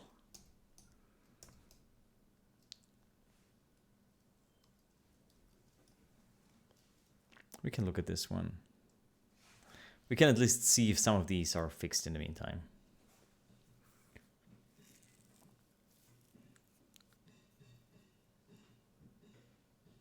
Okay.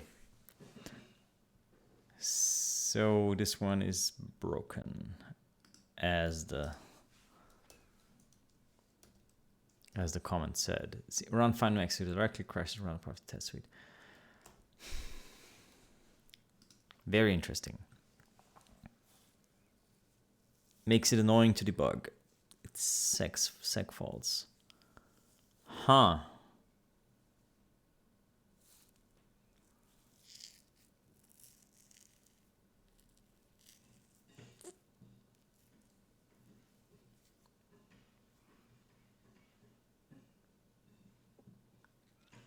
In a print, after the copy.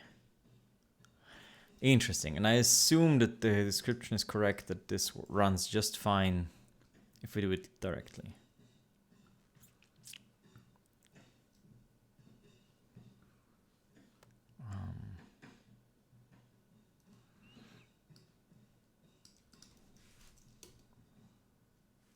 Yeah, it's just this x64 and then modules memory test.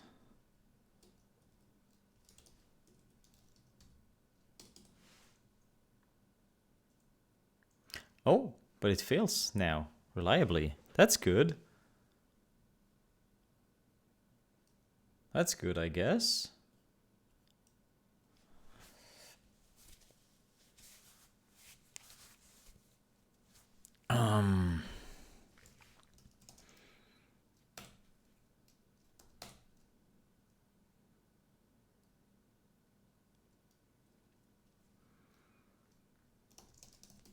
Okay, that should be findable and fixable.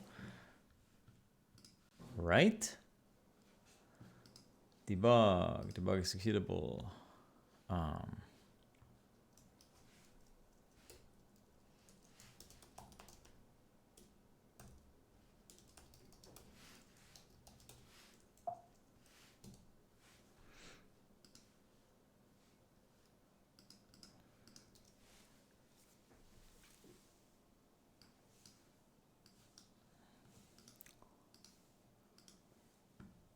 Oh, okay. This is in the print.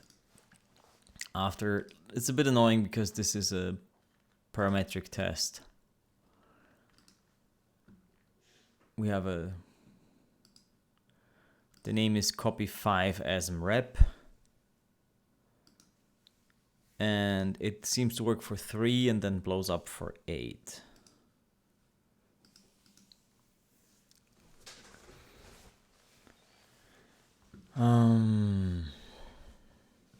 Yeah, 3 one's fine, and 8 dies somewhere. Okay, what are we doing?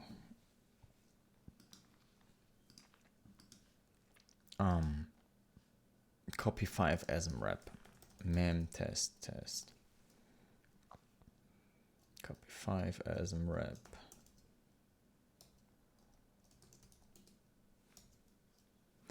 This must be from mem module or something.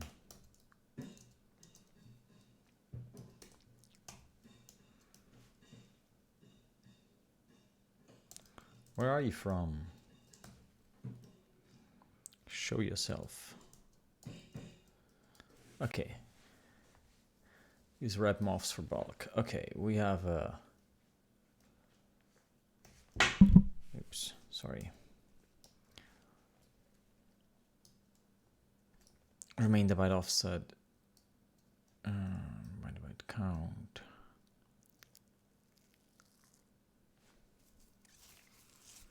I guess we just break here.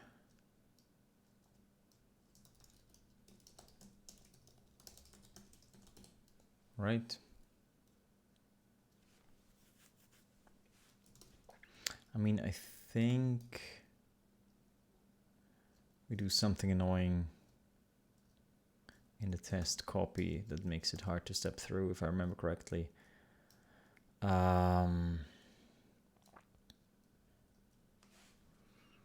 Okay, we failed.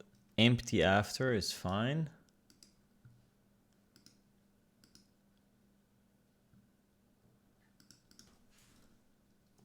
And then the overlap starts to be unhappy.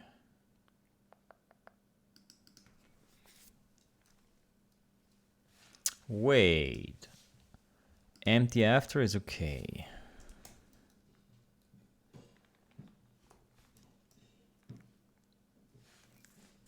We should have this after overlap copy.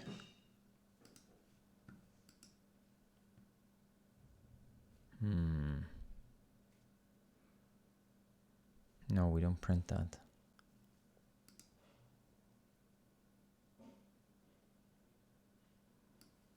So this one is already the one that's going boom. Okay, I think we do the following. Just to make this test more testable.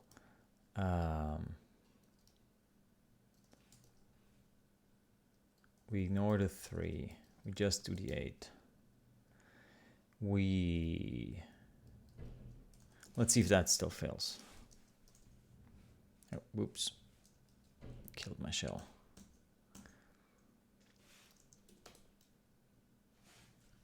Okay.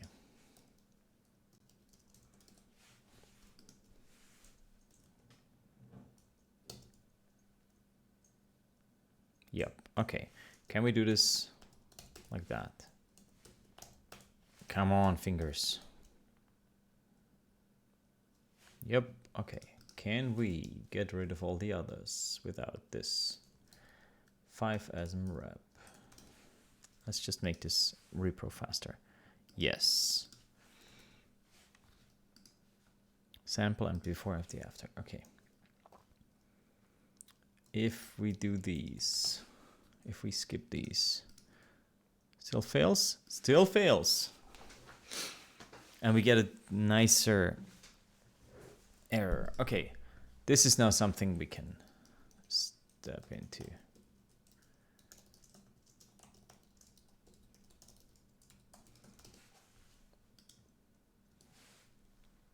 Still fails. If we run it here, we should get a nice breakpoint. Yes.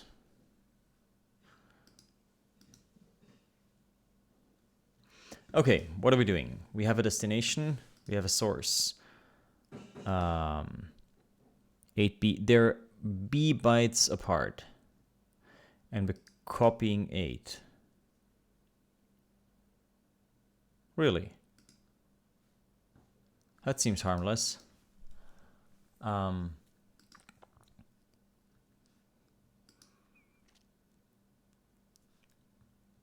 That's not even overlapping. I thought we were doing an overlap test. Oh no, this is still, never mind. This is still the copy that's good. Okay, that should just work. Yeah. We should probably enable the verbose print, but whatever. So this is the naughty one. So we have destination and source. They are only very little apart. Yeah. CDE, 3 bytes apart. And you can see that block size is 8, so half minus 1 is 3. That's correct. So destination and source are 3 bytes apart. Source is before destination. We have a count of 8. Okay, what are we doing? Remainder byte offset of 8. What? Wait, no.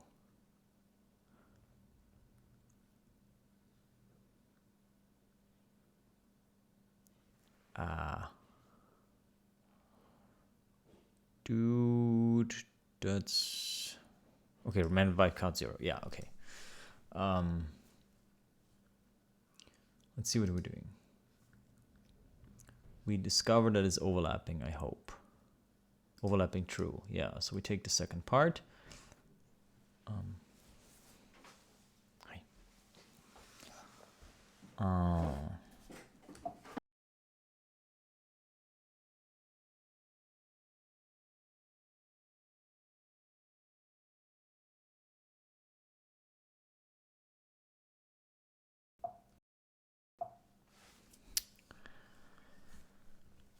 We have a remainder byte count of 0. And then we have a U64 count of 1. So we copy 8. Yeah, that seems fine. Remainder byte offset is EX. Okay, plus remainder byte offset minus 8, that's a 0. So that's destination. That's source. That seems reasonable. We should copy 8 bytes. Do we have 8 bytes? Or are we doing something stupid here? What are destination? What's arena?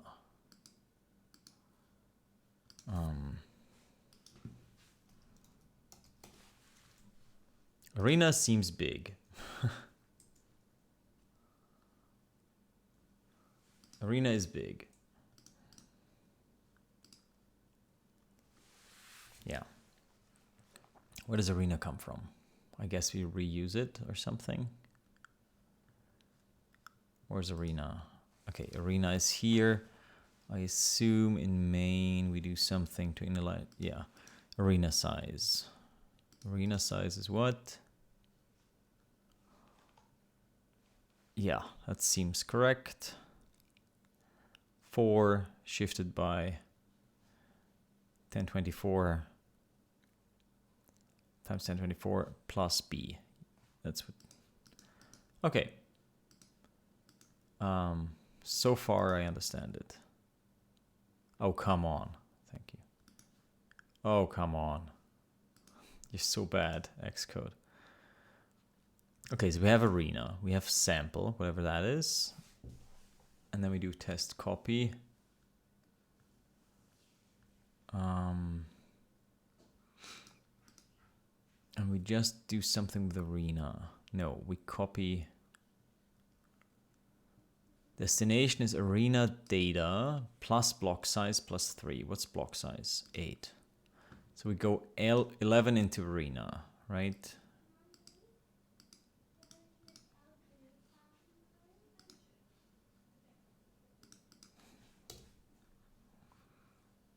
No, I just want the address. Just show me the damn address, please.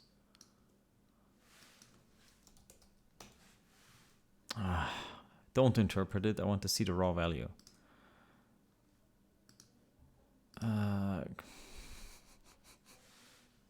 Please. I just want to see the default value. Please. Edit expression, arena data. Please show. Yeah, okay. Thank you. C008. Okay. Why does it take multiple seconds to switch stack frames? Can someone explain this to me?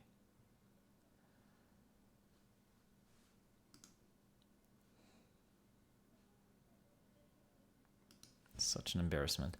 Okay. So we move, destination is 11 bytes into arena data. That's old destination then, and then destination is destination plus 3. So one is 11 bytes into it, the other one is 14 bytes into it. Is that what we see in here? I'm just trying to make sense of it all before I go deeper. 11, 14, yes. So both of these seem legal. And 8 bytes should be totally possible. Doesn't sound too hard. We skip over this.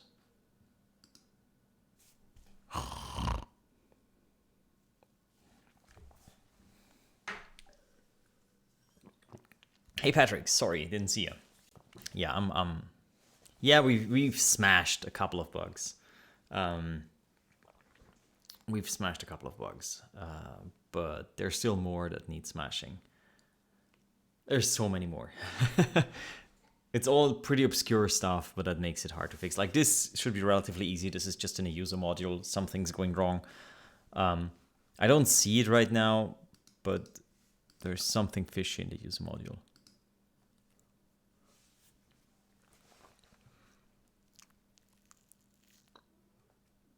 So this should literally just put the ISI into... We can look at the ASM actually. Pretty soon. So we have destination is just literally destination. Source is literally just source. Count is going to be 1. And then we do quad mobs. Like that seems totally harmless. And the STD, yeah, I fixed this recently, so this should not be the problem.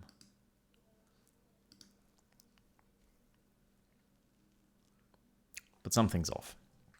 It has been off for a while. Okay, let's look at the assembly for this. We check if count is bigger. You know, it's bigger. So we do STD, we do the mov, 3 mobs, more mobs. Oh my god, why are there so many mobs? And then we do a mov quad. RSI ES RDI. What's this? I don't know that syntax, honestly. But we're gonna look at this one. There is debug. Where is this? Debug workflow, view memory. And we're just gonna look at that address. What's here? Oh, thank you. This is a how do I say this nicely?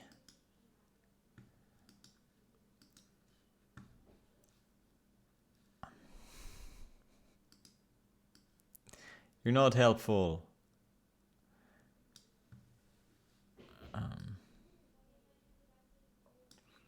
Okay, so we have 4, 4, 4, 4, 4, 4. We see we wrote this here. It's probably the thing we want to copy. Not quite sure. 1, 2, 3, 4, 5, 6, 7, 8, 9. A, B. Yeah, so this is what we want to copy. This is source. So we want to copy this to CDE. So we want to copy from here to here. That's what we want. Let's see what happens once we step over this. Maybe it's a bug in the print routine or something we pass. Maybe it's just a bug in the memory tester. We'll see. Let's look at the assembly. Do single step instructions. Blah, blah, blah, blah, blah, blah, blah, blah, blah, blah. Lots of unnecessary mobs. We don't care. And then we do a rep mov. What do the registers look like?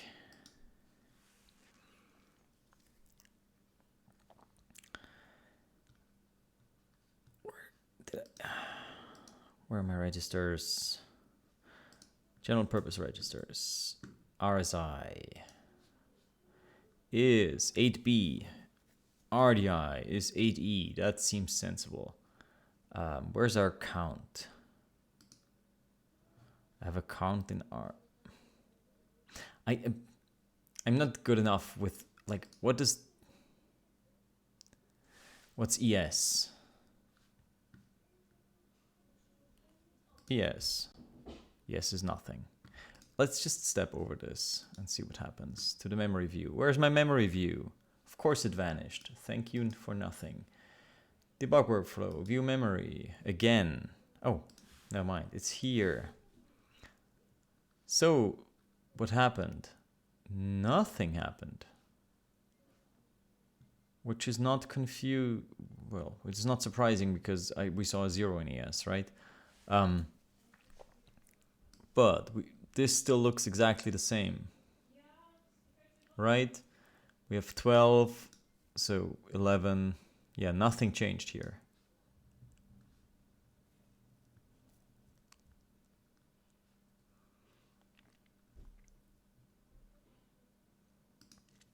Which registers did we provide? You know what? We do a split view. Show the memory on the right. Show this one. Nope, wrong. This one here. RSI and RDI we did. Oh, Christ. Does this not refresh? Could it be that this does not refresh?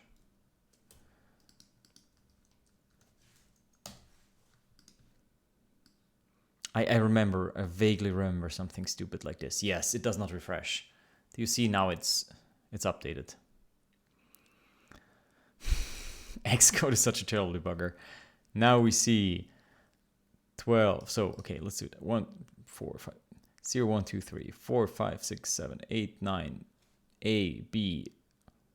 No, yeah, A, B, C, D, E, which is our destination address, right? E was our destination address, I think. So we moved it by 3. This is exactly what we wanted. So it does the right thing. So this is not the problem. It does the right thing. This is correct. And how can you do a memory view that does not refresh? Like who in their right mind thinks that that's a good feature? It's not locked or anything. And it doesn't show the current state until you do retype the address. Like that's so deranged. So we copied correctly. And then we do is sample destination block size. And that one throws up.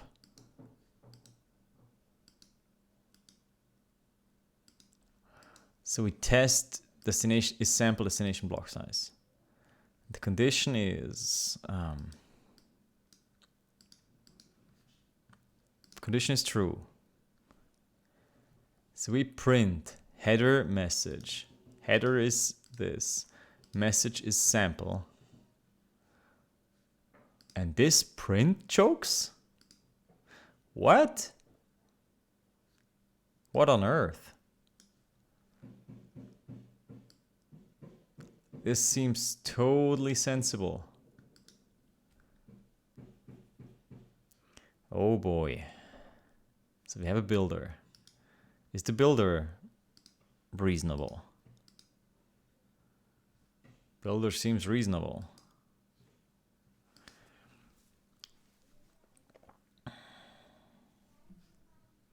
Format string.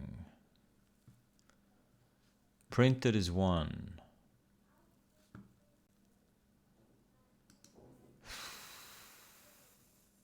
Cursor is 2. So we print the white space. Seriously. We append the white space to the builder, and that makes us choke. Guys, we're in weird territory. The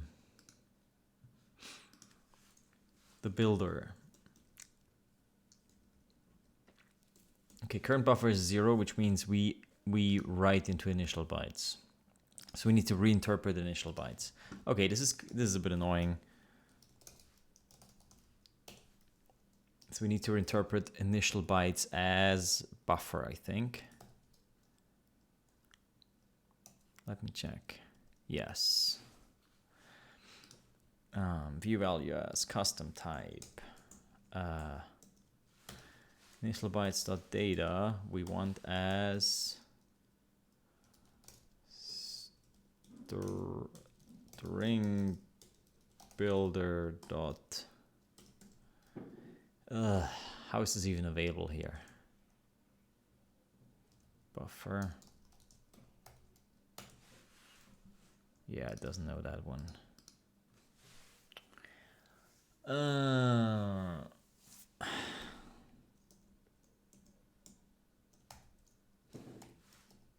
I assume it doesn't know buffer. Yeah.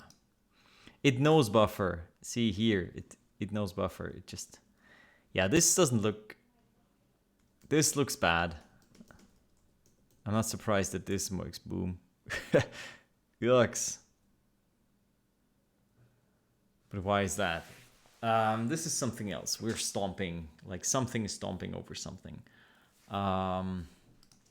Okay, we'll try this differently.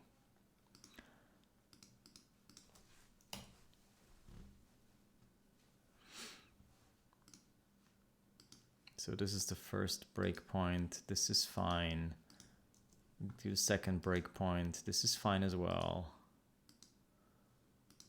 And now we do this one very carefully. So the sample is fine. We know that it's fine.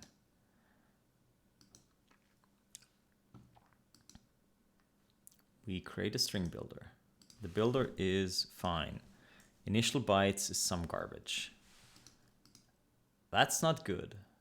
Why is initial bytes garbage? Why is current buffer set? Hey, stop. Oh, because initialize is false. I guess that's the reason. But still, no. We have builder. What does...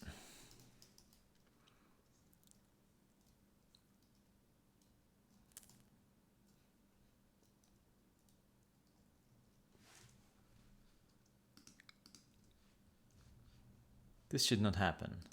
We have a string builder on the stack. We have a string builder on the stack. This should get its initializer run. And subsequent buffer size is 0, even though here we say subsequent buffer size is -1. There's something very fishy going on. Why do we have garbage data here?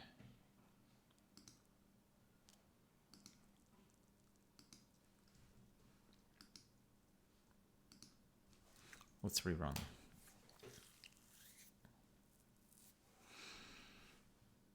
I don't like what I'm seeing.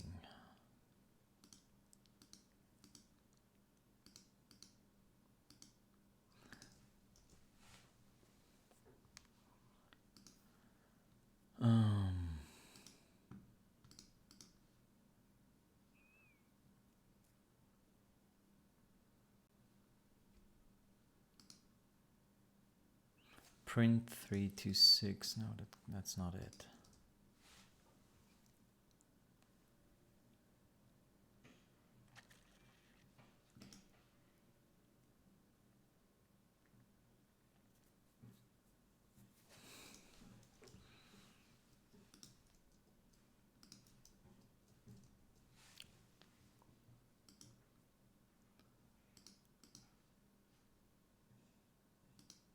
if we go here,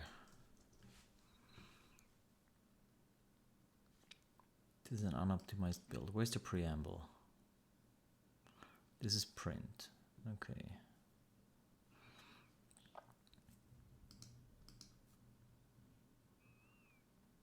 This should be a call to the initializer. Oh. Wait a second. I know what this is. I know you. This is a bug I had fixed. I know what the problem is. Let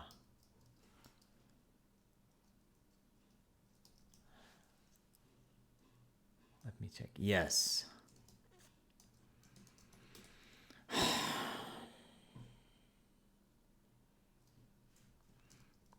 So I fixed this for the actual, okay, guys, all good. This is a nasty one, but I had fixed this before, so I know. And it's not too long ago, so I still remember despite being old. This is because this function is somewhere in candidates. Yeah. Okay, whoever wrote these has the following problem. Let me explain. This is a fun one. Gather round, children. Let's hear a story. So we have this copy function in modules memory, which gives you. Why do I have to fix it again? Because I fixed it before. Despite fixing it before, because I fixed it in the function that's actually used, but someone kept the supplementary candidates around, which I just didn't realize, and they are not fixed. So it's fixed in here. Here's your solution. Someone wrote these copy functions. I don't know who, I don't know when, I don't care. It doesn't matter. And they use inline assembly. And they use something I didn't know existed. Hey, Nanometer, you're here for story time. Just in time for story time. This one clears the whatever. Let's see. Let's look this up. Let's do this proper.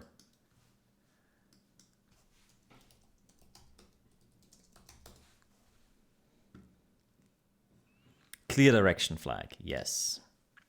So this clears the direction flag. This sets the direction flag. This STD, it's contagious, okay? So this is if we're not overlapping, if the source and destination address are not overlapping, we can just copy forward. That's what this does, okay?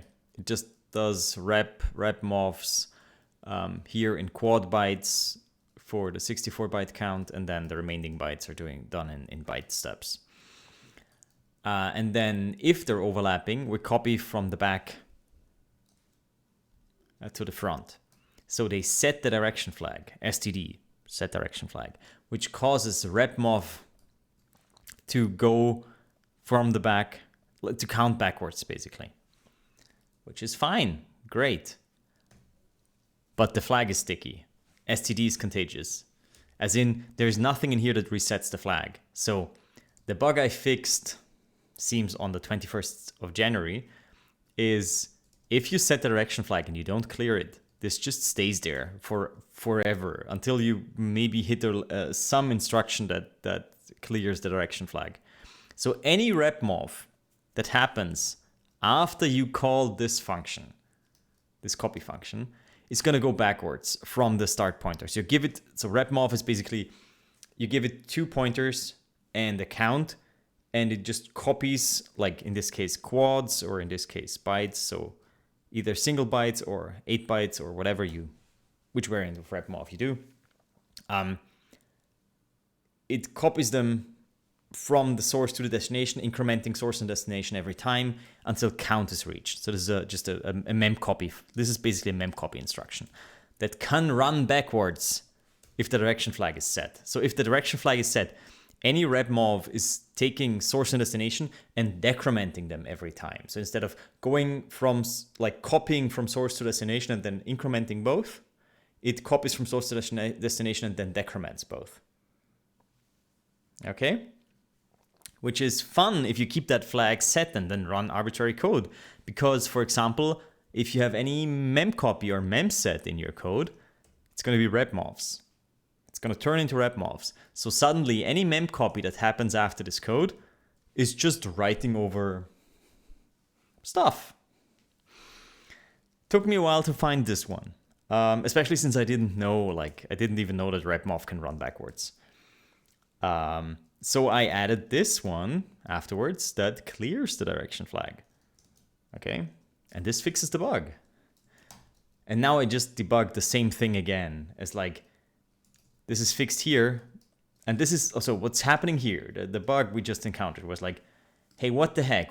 So we do the copy. You saw me debug the copy that happens. Everything was fine. And then we print the result and we hit random crashes because what's happening? Well, we look at the string builder and the string builder that's on the stack.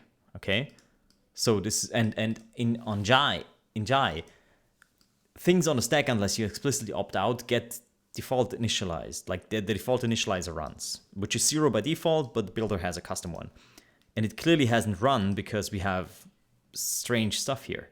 Well, it has run, or if we look here, if you look a bit, there's a rep. And I'm almost certain that so I think this is the rep. This will copy from the default, the way the initializer for, this is not C++, we don't run constructors or something. So initializers are basically copying from static, from static memory, from read-only memory. So this string builder has default values, they're all constant, okay? So somewhere in your read-only memory part of your program, there is the default layout of string builder, the default values all set into memory. And what the initializer does, so if you step over this line, we run the initializer, which copies from that read-only area into this builder, so it copies the default values in, okay? And that default value copy is probably, I don't know what STOSB does, but we can look it up. Store string.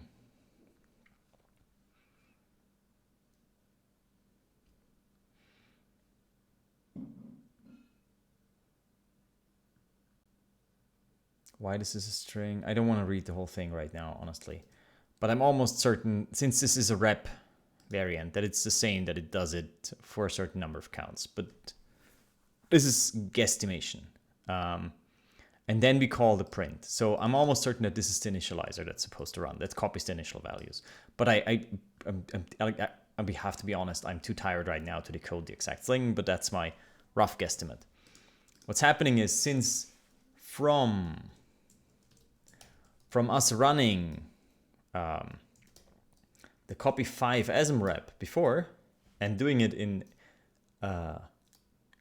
overlapping mode, we have the direction flag still set, which means the rep is going to go backwards.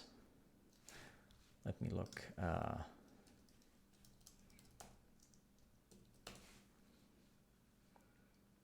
Repeat string operation. And somewhere in here, we're going to have the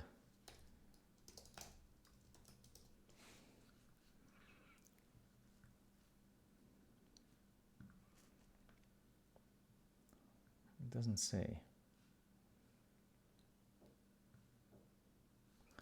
Maybe it's, so this is where we have to dig.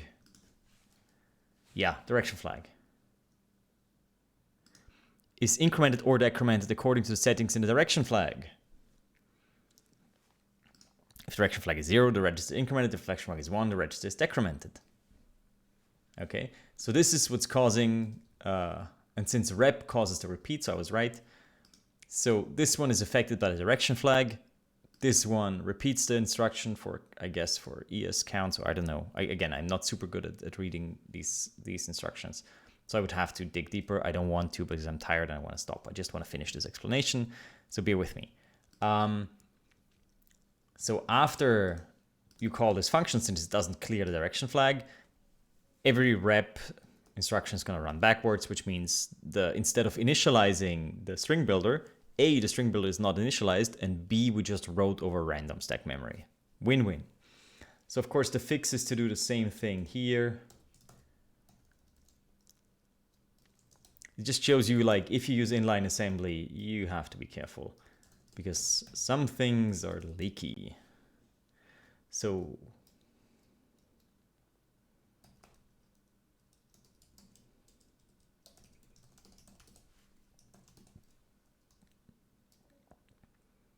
who else does STD? Do we have more STDs to fix?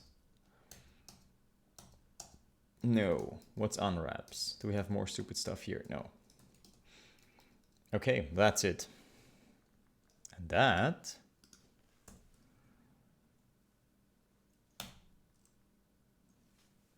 fixes it. End of story time. This one took me a while to find, the first one. Second one was marginally faster. Okay.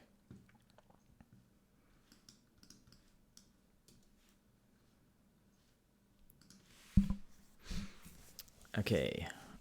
What happened in chat while I was story timing? Oh, I guess we didn't update the Shark Buddy. We did what Shark Buddy said, but then we just switched to general compiler bug smashing. Yes, Chai has inline ASM directives. What's the official Chai website? There is no official Chai website. There's no official Chai Git repo. Sorry. Where do you go to look at the code? You don't. It's still in beta. Are there other places in the code where this error could be? Yeah, like we could, of course, grep for STD. These are the cases we found. Yeah, there's different kinds of STD and they're all dangerous. These were all the dangerous kinds.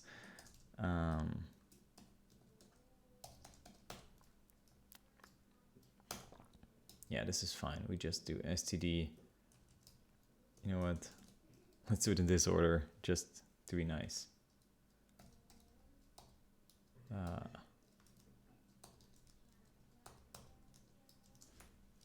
Well, we should clear all flags, actually. Whatever. I don't care about this one. So we don't have other occurrences, is the short answer.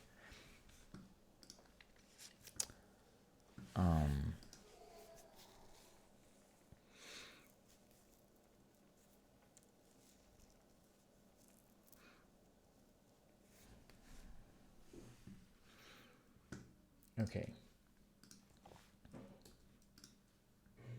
So fix the same bug but that means we can enable this memory. Where is it? Come on, show yourself. This is no longer broken.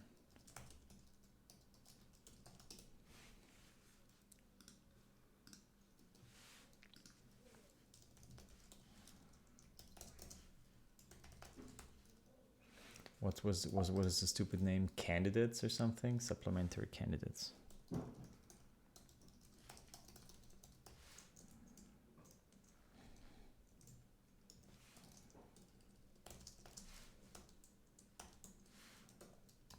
And the fix is if you std, you need to clear that flag.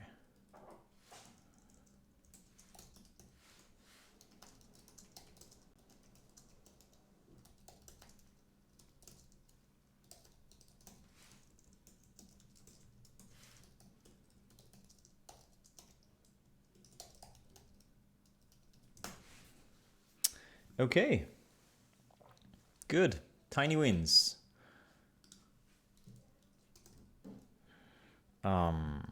Let's build the release version of the compiler, of the x64 compiler.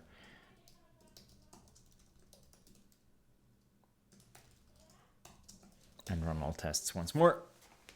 And then we're done for today, I think.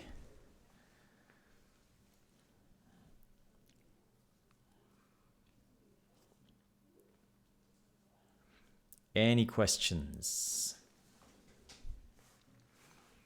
And we should pay it forward. We've been rated 2 times today, I think. Let's see if there's someone raid worthy.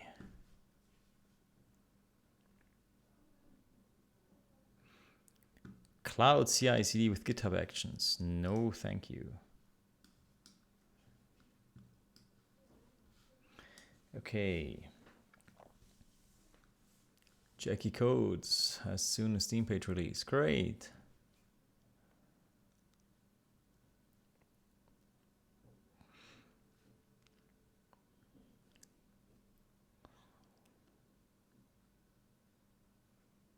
Programming and assembly for the Game Boy. That sounds good. Like, I'm not a fan of VTuber stuff, but that sounds interesting. That's worthy of a raid, right? Potentially. I'm really not into VTubers though.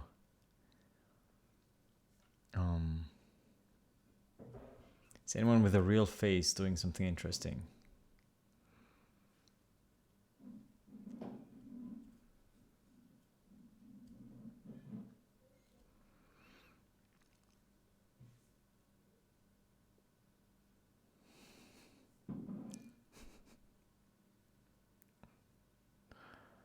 Oh boy. C and shell scripting. Like it's 1971, 79. Maybe this guy?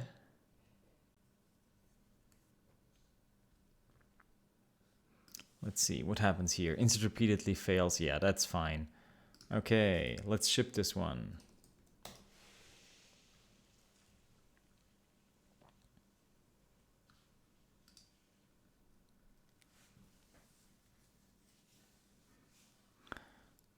T2SD. T2S. Yeah, I saw that.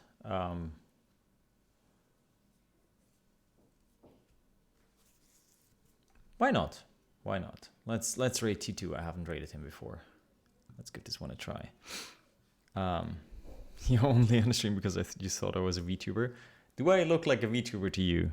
Do I have to like? Do we have to change my stream layout to this? Do I look like a VTuber?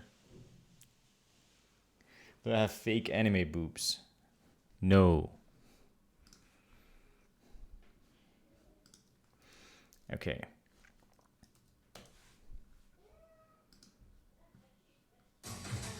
Oh yeah, I love it when the Twitch homepage just starts some random stream and loud. Perfect.